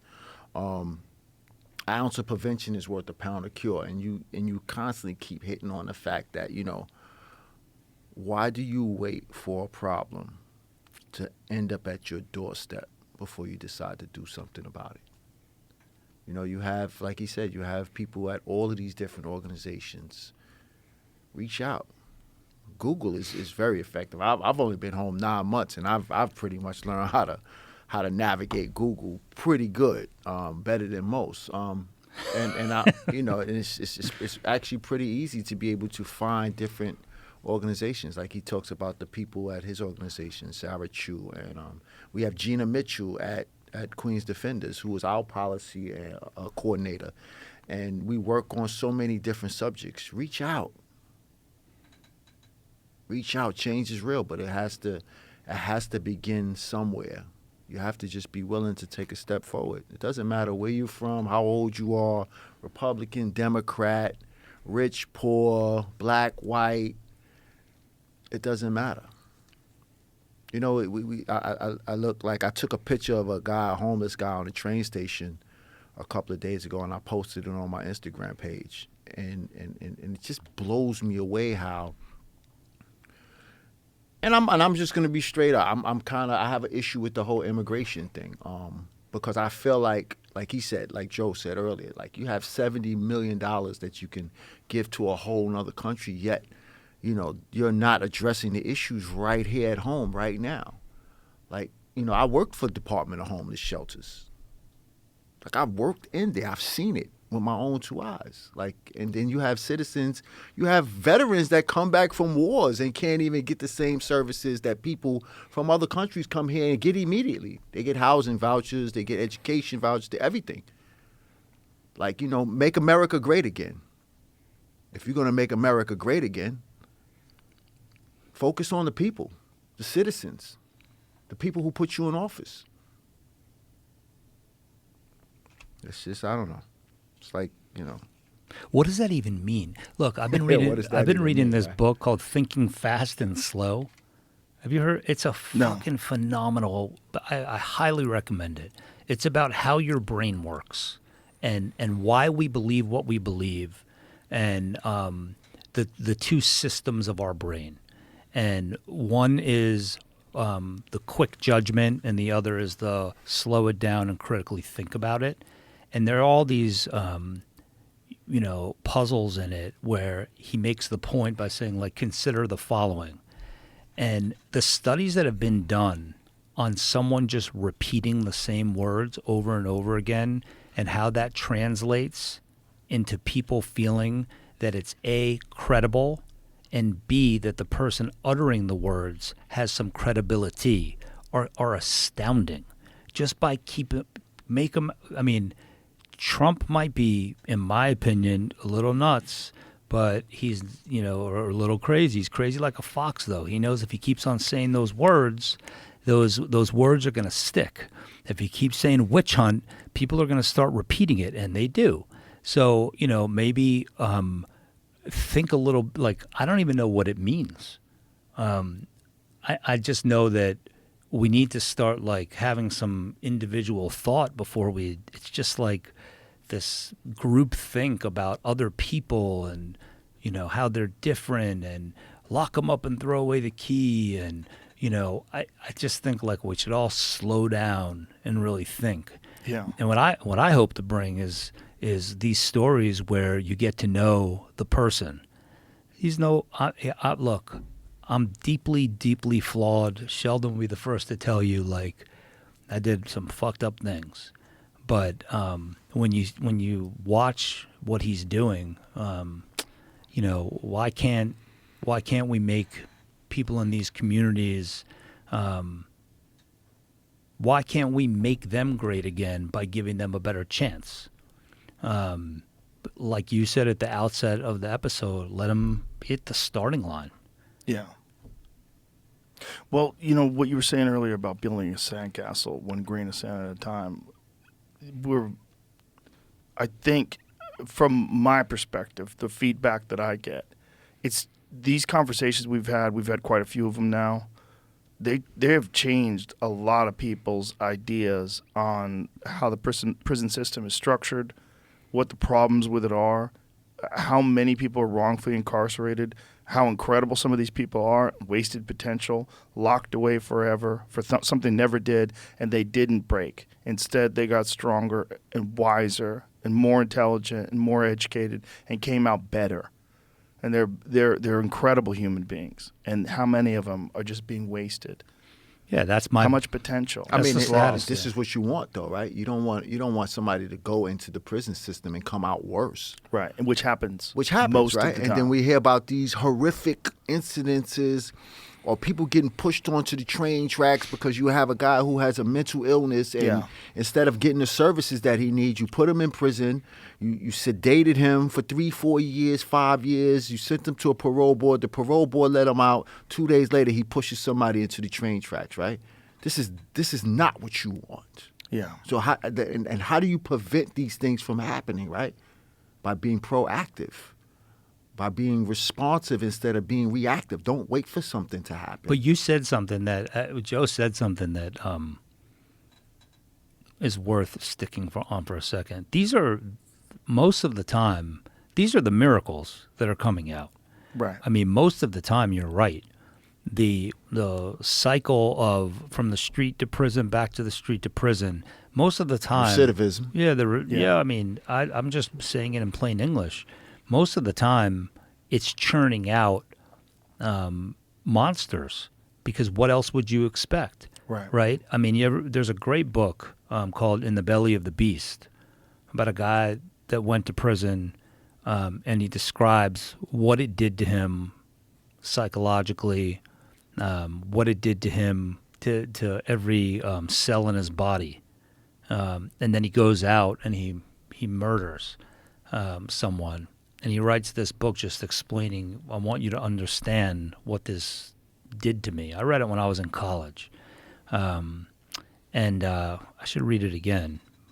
I probably have a different perspective on it now. It might hit home even more, but these are talk about grains of sand on a beach. If you look at the population of people that keep getting churned out of correctional institutions, most of them are not getting corrected. Why do I like to spend my time with these guys? Because I hope some of their strength rubs off on me somehow. When I came home, right, in May, it took me almost 30 days to get any type of benefits or help. And I had to call this lady. I put in for the SNAP, the food stamps, the benefits, the little bit of benefits that I had, right? Or that I could possibly acquire to help me navigate and kind of transition back and reintegrate back into society. And I had a conversation with a lady on the phone, and she told me, she said, "You don't qualify for emergency services." And I said, "What?" I said, "Miss, I just spent 25 years in 5 months incarcerated. If that is not a qualification, then what is?" "Oh, sir, I'm just telling you, you don't qualify for it." I said, "I need to speak to your supervisor." It took me 2 days to get to her supervisor. But when I finally got to her supervisor, "Oh, I'm going to look into it." And they finally gave me my benefits. But I'm saying all of that to say that there's these institutions in place that need to change.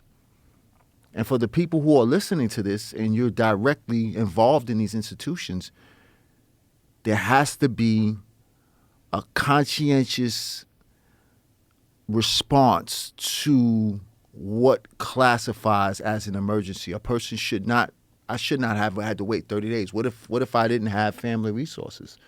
What if I didn't have anything? And how much does that incentivize you to go right back to crime? Right. You know what I'm saying? How much would that have incentivized me to go out and commit a robbery or steal a piece of pizza like a guy out in California where they have the 3 strikes laws, and they end up giving this guy 20 years for stealing a slice of pizza because he's starving? This is real stuff. This is stuff that's really happening.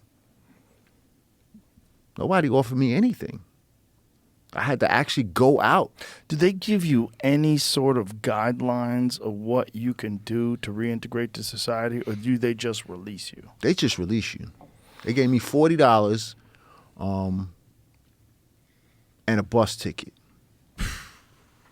And I had a little JPay a debit card because I had a couple of dollars in my account that they gave me with a little bit of extra money on it. They have some programs that you're supposed to be entitled to prior to release, but it's a joke because the programs don't teach you any real skills, right? Like one of the most significant hurdles I had upon my reintegration was technology, right? I've never had a cell phone in my life.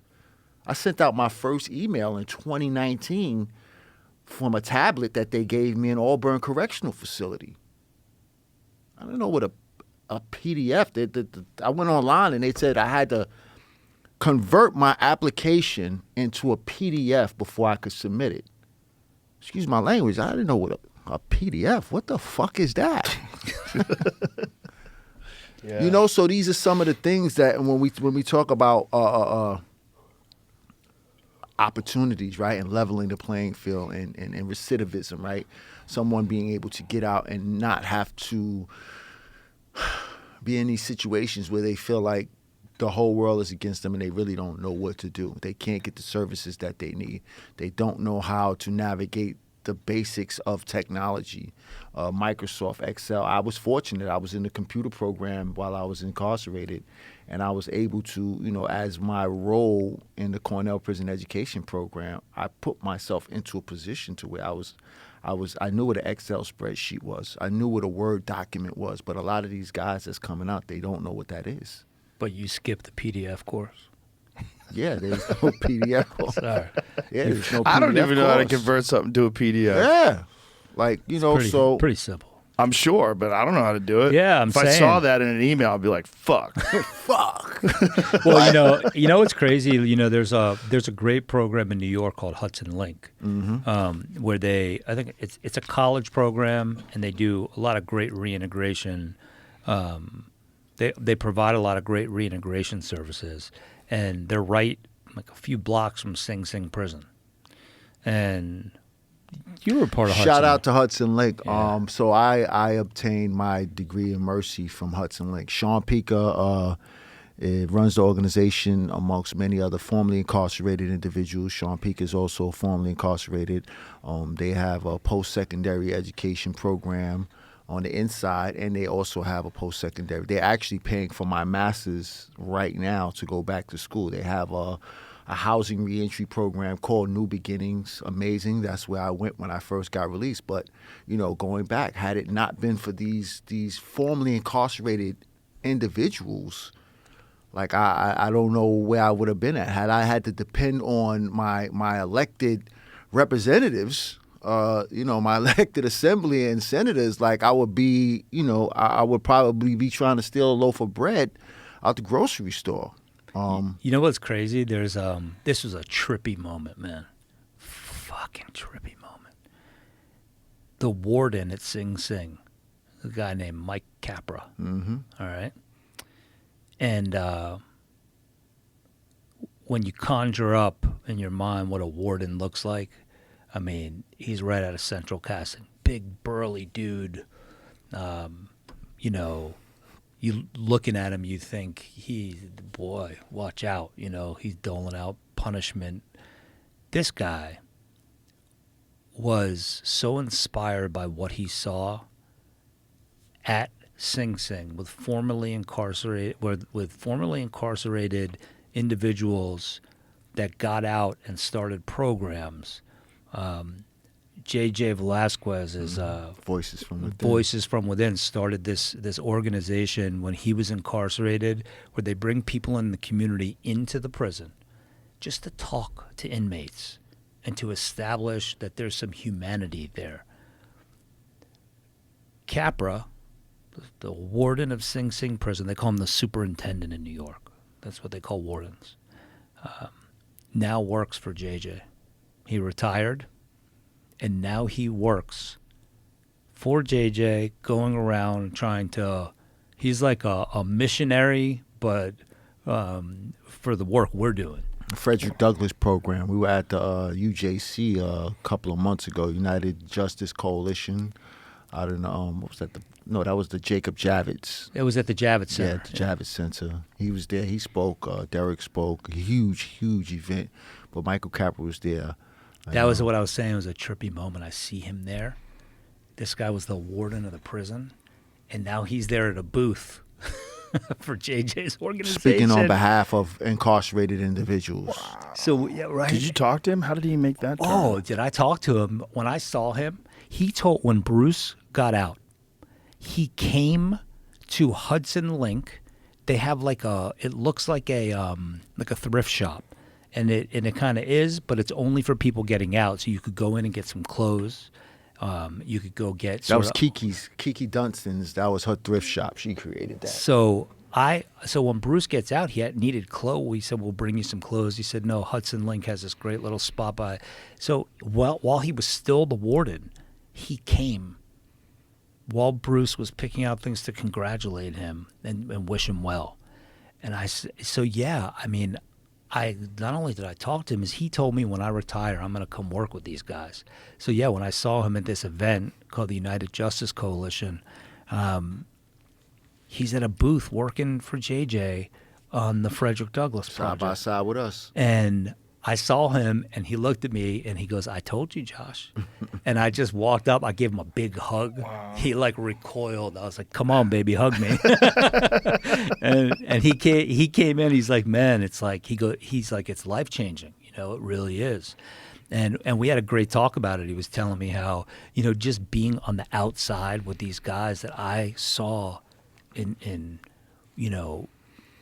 not only in prison uniforms, but in a construct that I was the head of, and now they're the ones inspiring me. We need more Mike Cappers in the Speaking world. of Michael Capper, right? So prior to my release, we me and Bruce Bryant were working. So we created a number of programs. One of them was a civic engagement in New York, where we actually teach incarcerated individuals on their rights to vote, how they vote, how do you go to a booth, how do you register to vote, et cetera, et cetera. And Michael Capra was pivotal in allowing us to be able to create these programs and have a platform in the school building. One of them in particular that we are trying to work on now is dyslexia, right? And this blew me away, and you may see, according to the Department of Correctional Education, 47% of the incarcerated population all across the United States have some type of dyslexia or reading disability, right?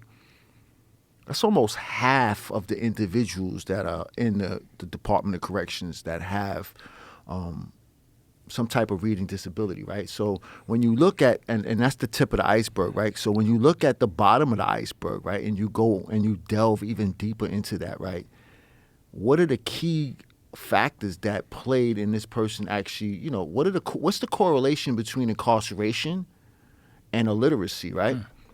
And there are currently no programs in any Department of Corrections throughout the United States that's actually screening men for dyslexia or to determine who can read and who can't read. So how do you? Wow. Oh my God. However, a study of Texas prison inmates by the University of Texas Medical Branch estimated that approximately 80% of prisoners in a sample group struggled with their literacy skills, and that half were likely to be dyslexic. So half of them dyslexic, 80% of them struggle to read. So when we talk about recidivism and we talk about preparing someone to be reintegrated back into society, right? The Department of Corrections has failed. How can you say you're going to rehabilitate somebody? Reading, for me, right, I believe that reading is a fundamental right. My grandmother used to read to me when I was a kid. I would lay in her lap and she would read to me. And it wasn't even about what she read to me, but it was the connection that she and I had together and just being there with her. And it made me respect the idea of what it means to read, right? But when we talk about like going back to the PDF thing, right? A guy comes home and he's supposed to go online and fill out an application, but he can't even read. How is he supposed to follow basic instructions during transportation and trying to get onto the train and navigate through all of the basic necessities in life, and he can't even read? There's an even more startling picture to that, right? What about due process? Right. A guy's in a courtroom and a lawyer's giving him paperwork, and he can't even read. So there's no system in place, and I think that's something that needs to be addressed. I want to get to what were the circumstances that got your sentence reduced, and how did that come about? Okay, so I can't even count how many motions I filed throughout my incarceration. 440-10s, which is a motion to vacate. Writ of error cum nobis, which is an appeal to a judge, to the appellate division, to overturn your appeal, your right to appeal. I filed a motion called the Domestic Violence Justice Survivors Act. And I knew that the motion was going to get denied because I didn't qualify for the motion. But my spirit told me to do it. My intuition told just file it. And I filed it. And in the process of filing that motion, that's when I met Allison Hart and Barbara Zoloff at the Center for Appellate Litigation.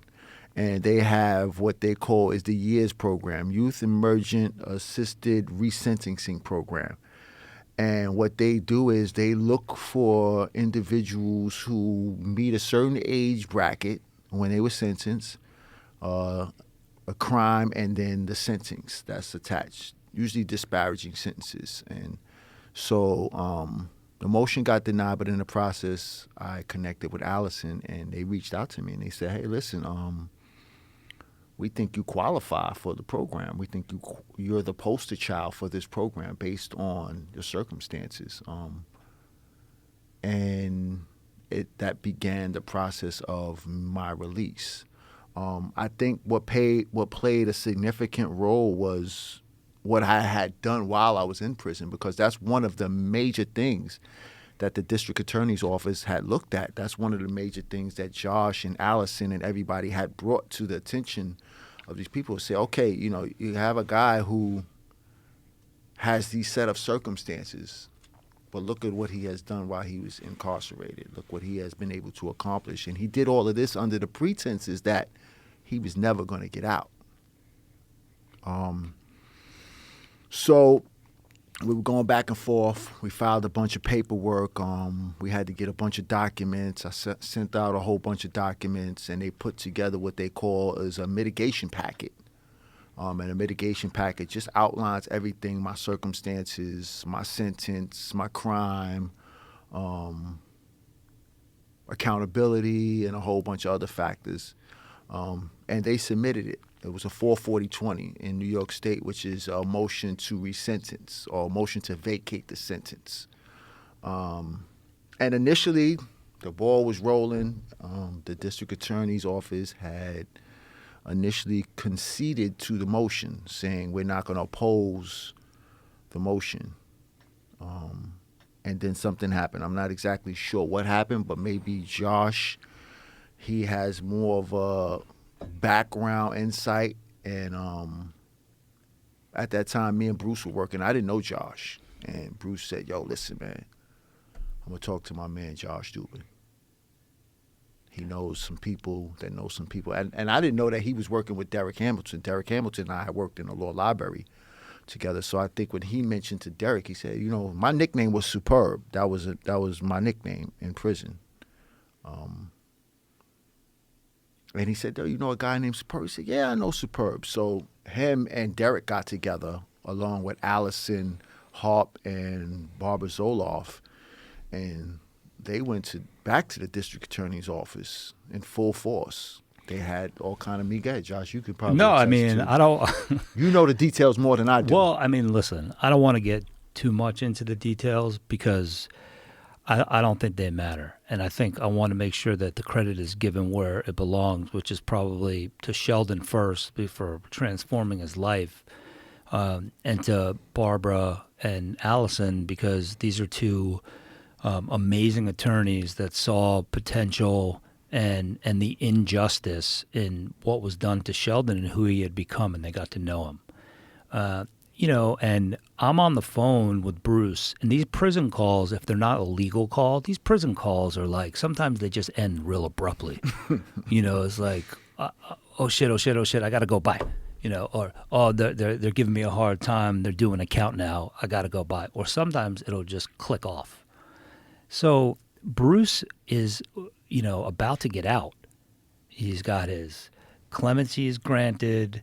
He had gone to the parole board with a claim of innocence, which is so rare, and got granted the parole pending the reinvestigation of his case.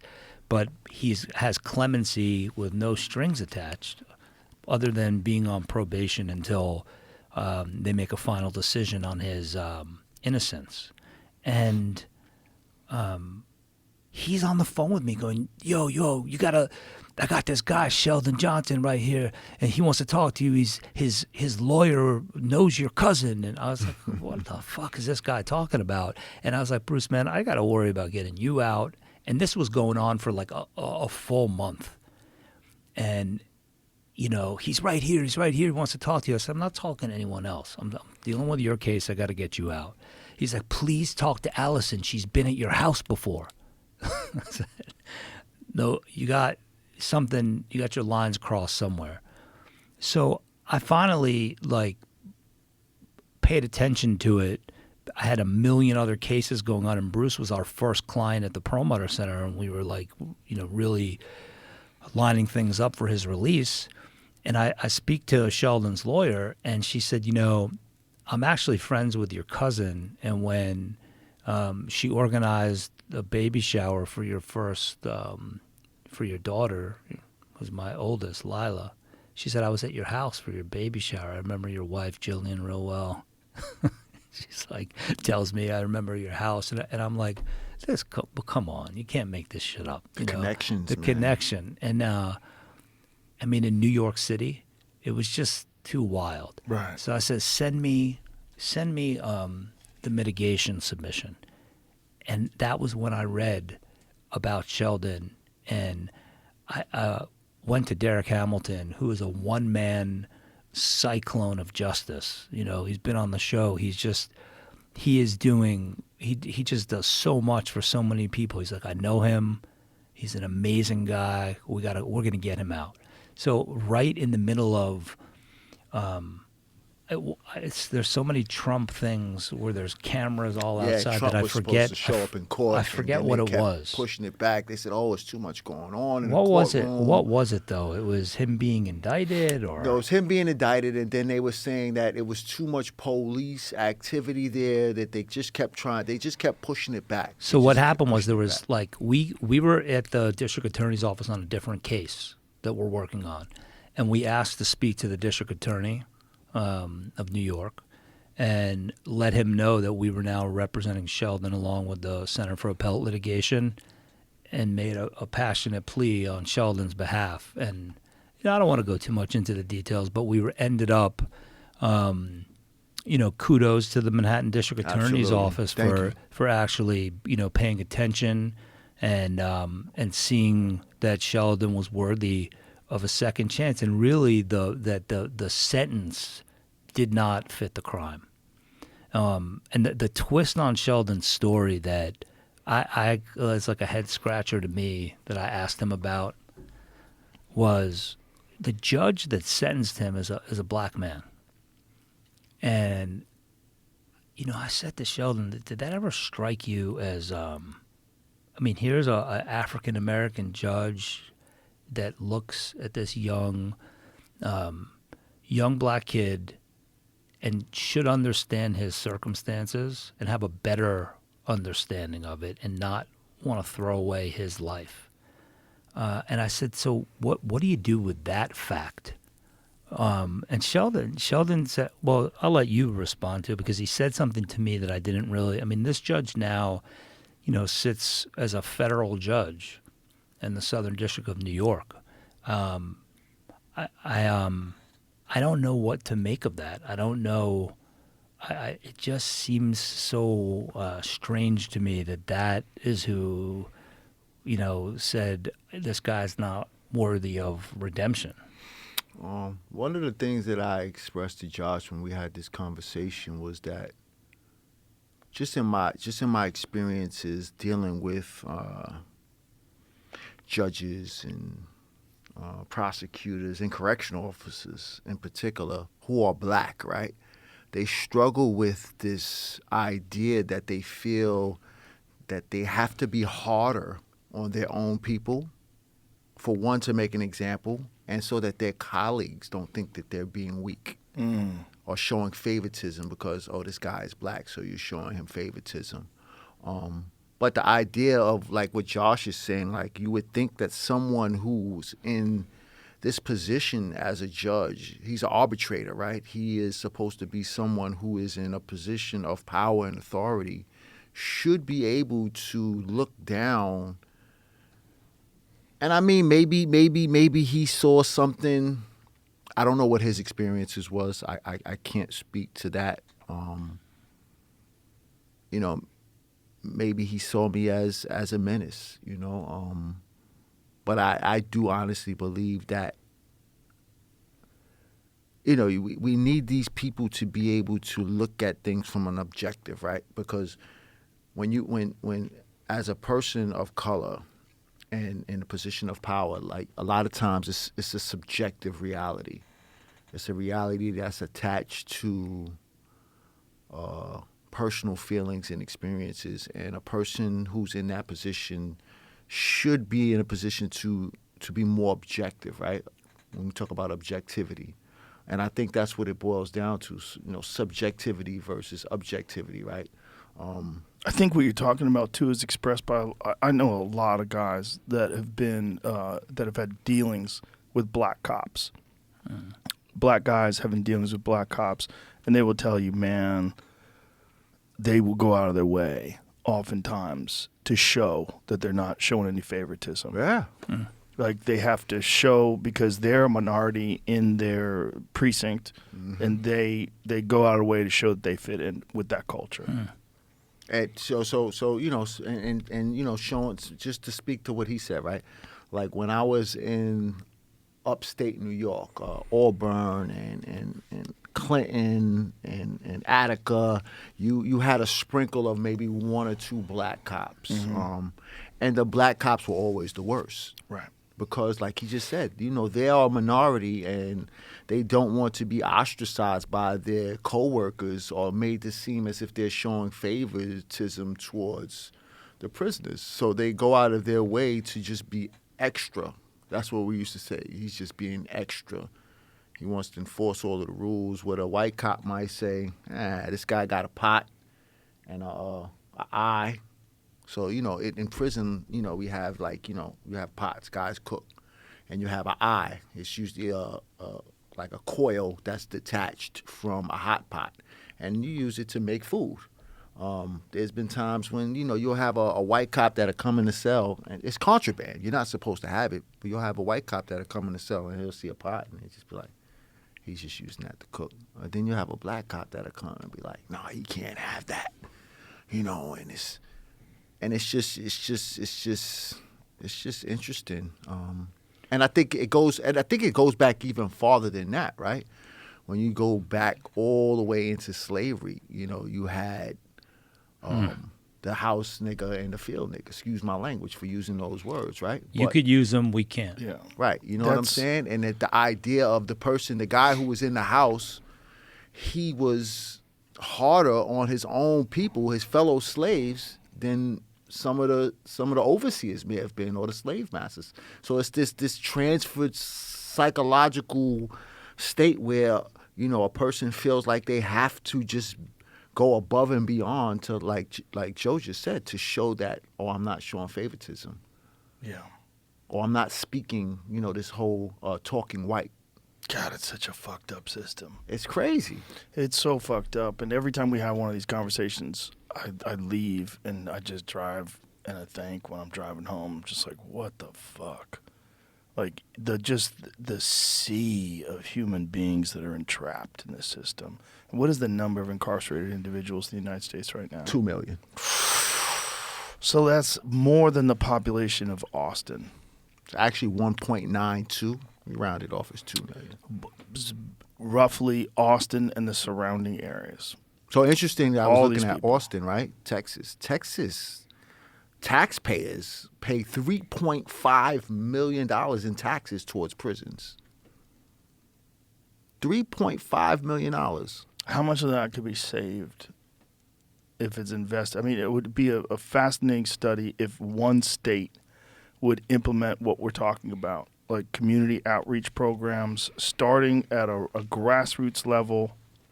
How much money would be saved by the state by investing that money? So, for example, right, on the 17th of this month, we went to the rally, Treatment Not Jails, right? So the idea of the Treatment Not Jails is to have a diversion court that deals with substance abuse and give the judges the discretion to send people who clearly have substance abuse issues into a program as opposed to incarceration, right? And for every dollar that is spent in this program, you save $2.21. I mean, there are studies we could go through, incarceration in the federal prisons and the state prisons. And at the risk of sounding like stat machines, you obviously see Sheldon is very well versed. I am as well. But the point is the short answer is we would save a ton of money and be able to invest in people and things to make people happy, not sad, to engage in enjoyment, not suffering. So Productivity, not dependence. Wouldn't it just take one governor to implement something like this that would show that there's a benefit financially for the state? But look who they're beholden to. You mentioned it earlier. Yeah. Then they have to worry about how will that impact my electability, right? Because are the corrections officers union, the police union, are they going to get behind me in the next election? You know, it takes, I think when you take a step back from a governor, like we have a guy who is the DA in Brooklyn, his name is District Attorney Gonzalez. And you know, we have an amazing relationship with him. The Perlmutter Center, Derek Hamilton especially, where we're able to go to him and the people that work with him and say, look, and we have a client right now that's in prison for, I think, 30 years on a 30-year sentence for a $6 robbery at a drug house. And the diversion programs, the drug diversion programs that are available now weren't available back then. He's 69 years old. So, you know, we're really hoping, I think we're very close to the finish line of getting him released. So, you know, I think that the short answer is, yeah, it would take a governor to implement a program to be able to point funds in the right direction. And You talked about, just 1 second, you talked about HBCUs. FAMU in Florida, the only land grant HBCU in the state, is the disparity in funding of that school versus other schools in the state is not a matter of, you know, it's a matter of fact. I was recently arguing on behalf of these students that just want to be funded the same way Florida State, University of Florida, and all the other public universities are. Like 2 weeks before my argument on the state's motion to dismiss, the United States government, the United States Department of Education, sent a letter to the governor in Florida and said, here are the statistics. This is all traceable to what they call de jure segregation. There was the, you know, and please fund the school appropriately. Well, the judge just dismissed the case a few days ago, and I would invite people to go online and read the decision, because we're going to appeal it to the 11th Circuit in Atlanta. But it's not a matter of there's no controversy. There's no argument that no, we are funding it appropriately. FAMU was founded on a slave plantation, a former slave plantation. And, you know, when I brought that up at the oral argument, the judge went nuts on me. What? No, you're saying it's a slave plant? No, I'm saying that's where it started. And if you take a thread and pull it forward through time, the United States Office of Civil Rights in the 1970s, in the 1990s, went to the state of Florida and said, you are not funding FAMU appropriately. And they entered into these consent decrees with them, where they had to do what's called destroy vestiges of de jure segregation. Because since Brown versus Board of Education, there was another Supreme Court decision called Fortas, which talked about how do you establish that a pattern or practice is traceable to segregation. And the state of Florida just has ignored it. So does Governor DeSantis have the ability to make sure that FAMU is funded appropriately? Or is Governor DeSantis going to worry more about Florida State University being somehow shortchanged in the national championship and earmark funds to challenge the college football folks to make sure? I mean, are you fucking kidding me? I went to Florida State. I think it's lunacy. So the answer to your question is yes, but he's not going to do it for whatever political reasons he has. Why not fund the school so that there is some, a level playing field? And it's a controversial subject amongst ignorant voters. And it's a controversial subject amongst ignorant voters because all Governor DeSantis has to say is he took a page out of Trump's book because he knows it works, is all he has to say is woke, woke, woke, woke, woke, woke, woke. What does that mean? What does it mean? It means different things to different people. All I'm saying is look at the statistics, and you cannot come to any conclusion but that FAMU, the only HBCU that is a land grant institution in Florida, meaning that they were granted land, is funded disproportionate to any other college in the state. And there is no reason for it other than that it is a vestige of segregation. And really the state has the burden to say, no, there is a justified reason for it under the law. I'm just giving it to you in plain English. They don't put anything forth. I had the judge asking me questions in the oral argument on the motion to dismiss, questions like this. Well, couldn't it be that Florida State University had a better boosters club and that they were able to raise more money? And I said, you're absolutely right. You're making my argument for me. When you are struggling to make sure that the microscopes work in your science labs, which one of my clients will tell you is the case, and you have dilapidated buildings, are you worrying about starting a fundraising organization and boosters? Well, couldn't they have gone and lobbied the legislator? Yeah, they could have. Who was running the legislator in Florida? And so when you start to run into arguments like that, the writing's sort of on the wall, and we have to now take it up with the 11th Circuit in Atlanta and try to get that decision overturned. This was on a motion to dismiss where the standard is just, I have to take all of the facts that the plaintiffs are alleging as true and assume them to be true at this stage. So it's, the point is the problem would not exist if the governor just said, you know what, I just got these statistics from the Department of Education. Let's just fund FAMU proportionate to how we fund every other school. And they just don't. And what they fall back on is, there's merit-based funding. Start peeling the layers of that. So you look at the graduation rates, you look at other metrics.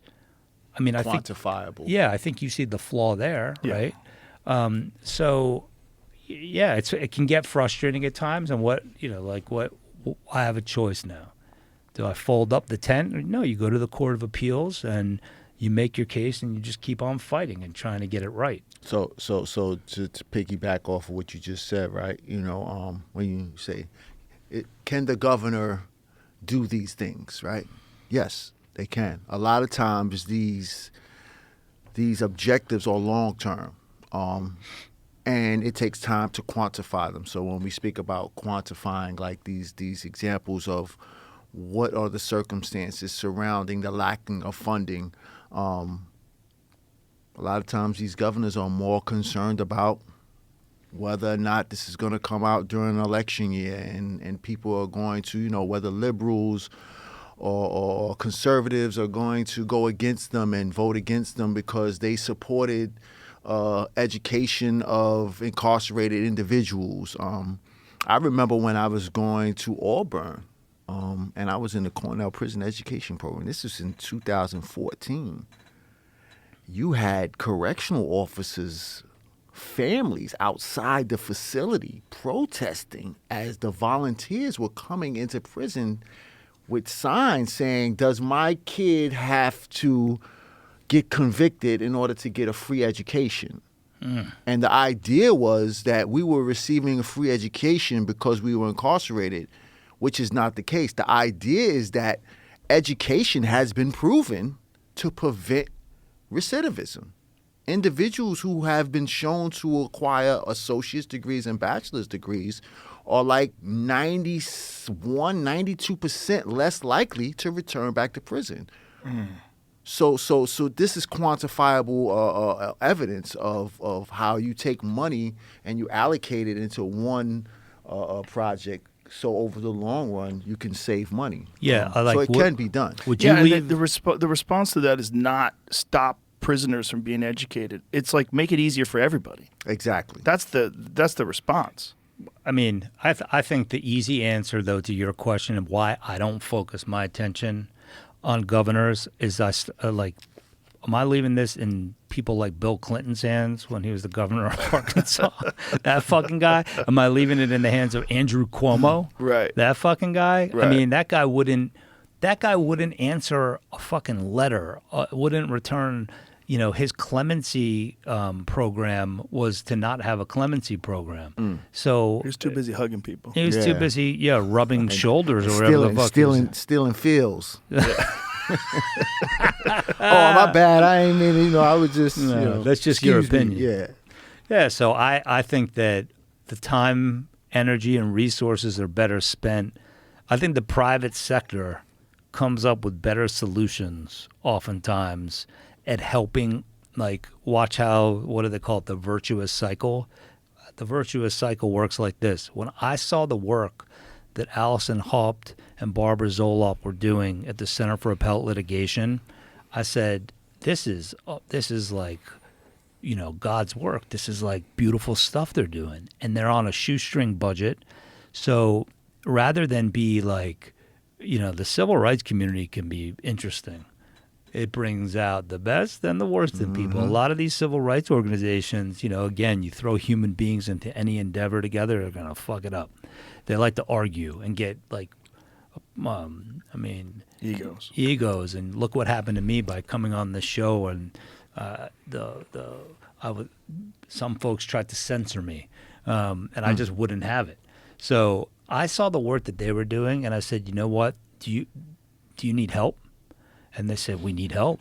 We have to do these mitigation reports, and we have to hire people, like in Sheldon's case, to assess him, a clinical psychologist, a social worker, whatever it is. And we don't have the money to get the reports done. And there's just two of us. So the Perlmutter Center is providing them with the money to do those reports.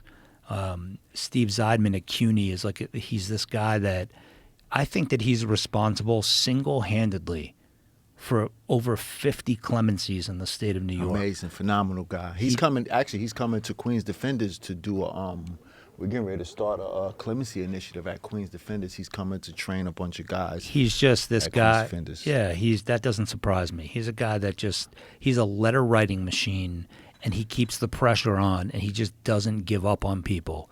And, he needs help. And we're looking for ways to collaborate. So we said, well, what is it that moves the needle to these clemency units at governor's offices? Because the governor's not paying attention. They have a battery of people that listen to these cases, and what they do are videos. He does these really great videos that are like a day in the life, and to sort of humanize the client, so they're not just on paper and pictures. And they go and interview them and have them talk about what it would mean to be free and how they've changed themselves. So he needed a little bit of help to get these videos produced. So we've agreed to donate some funds there.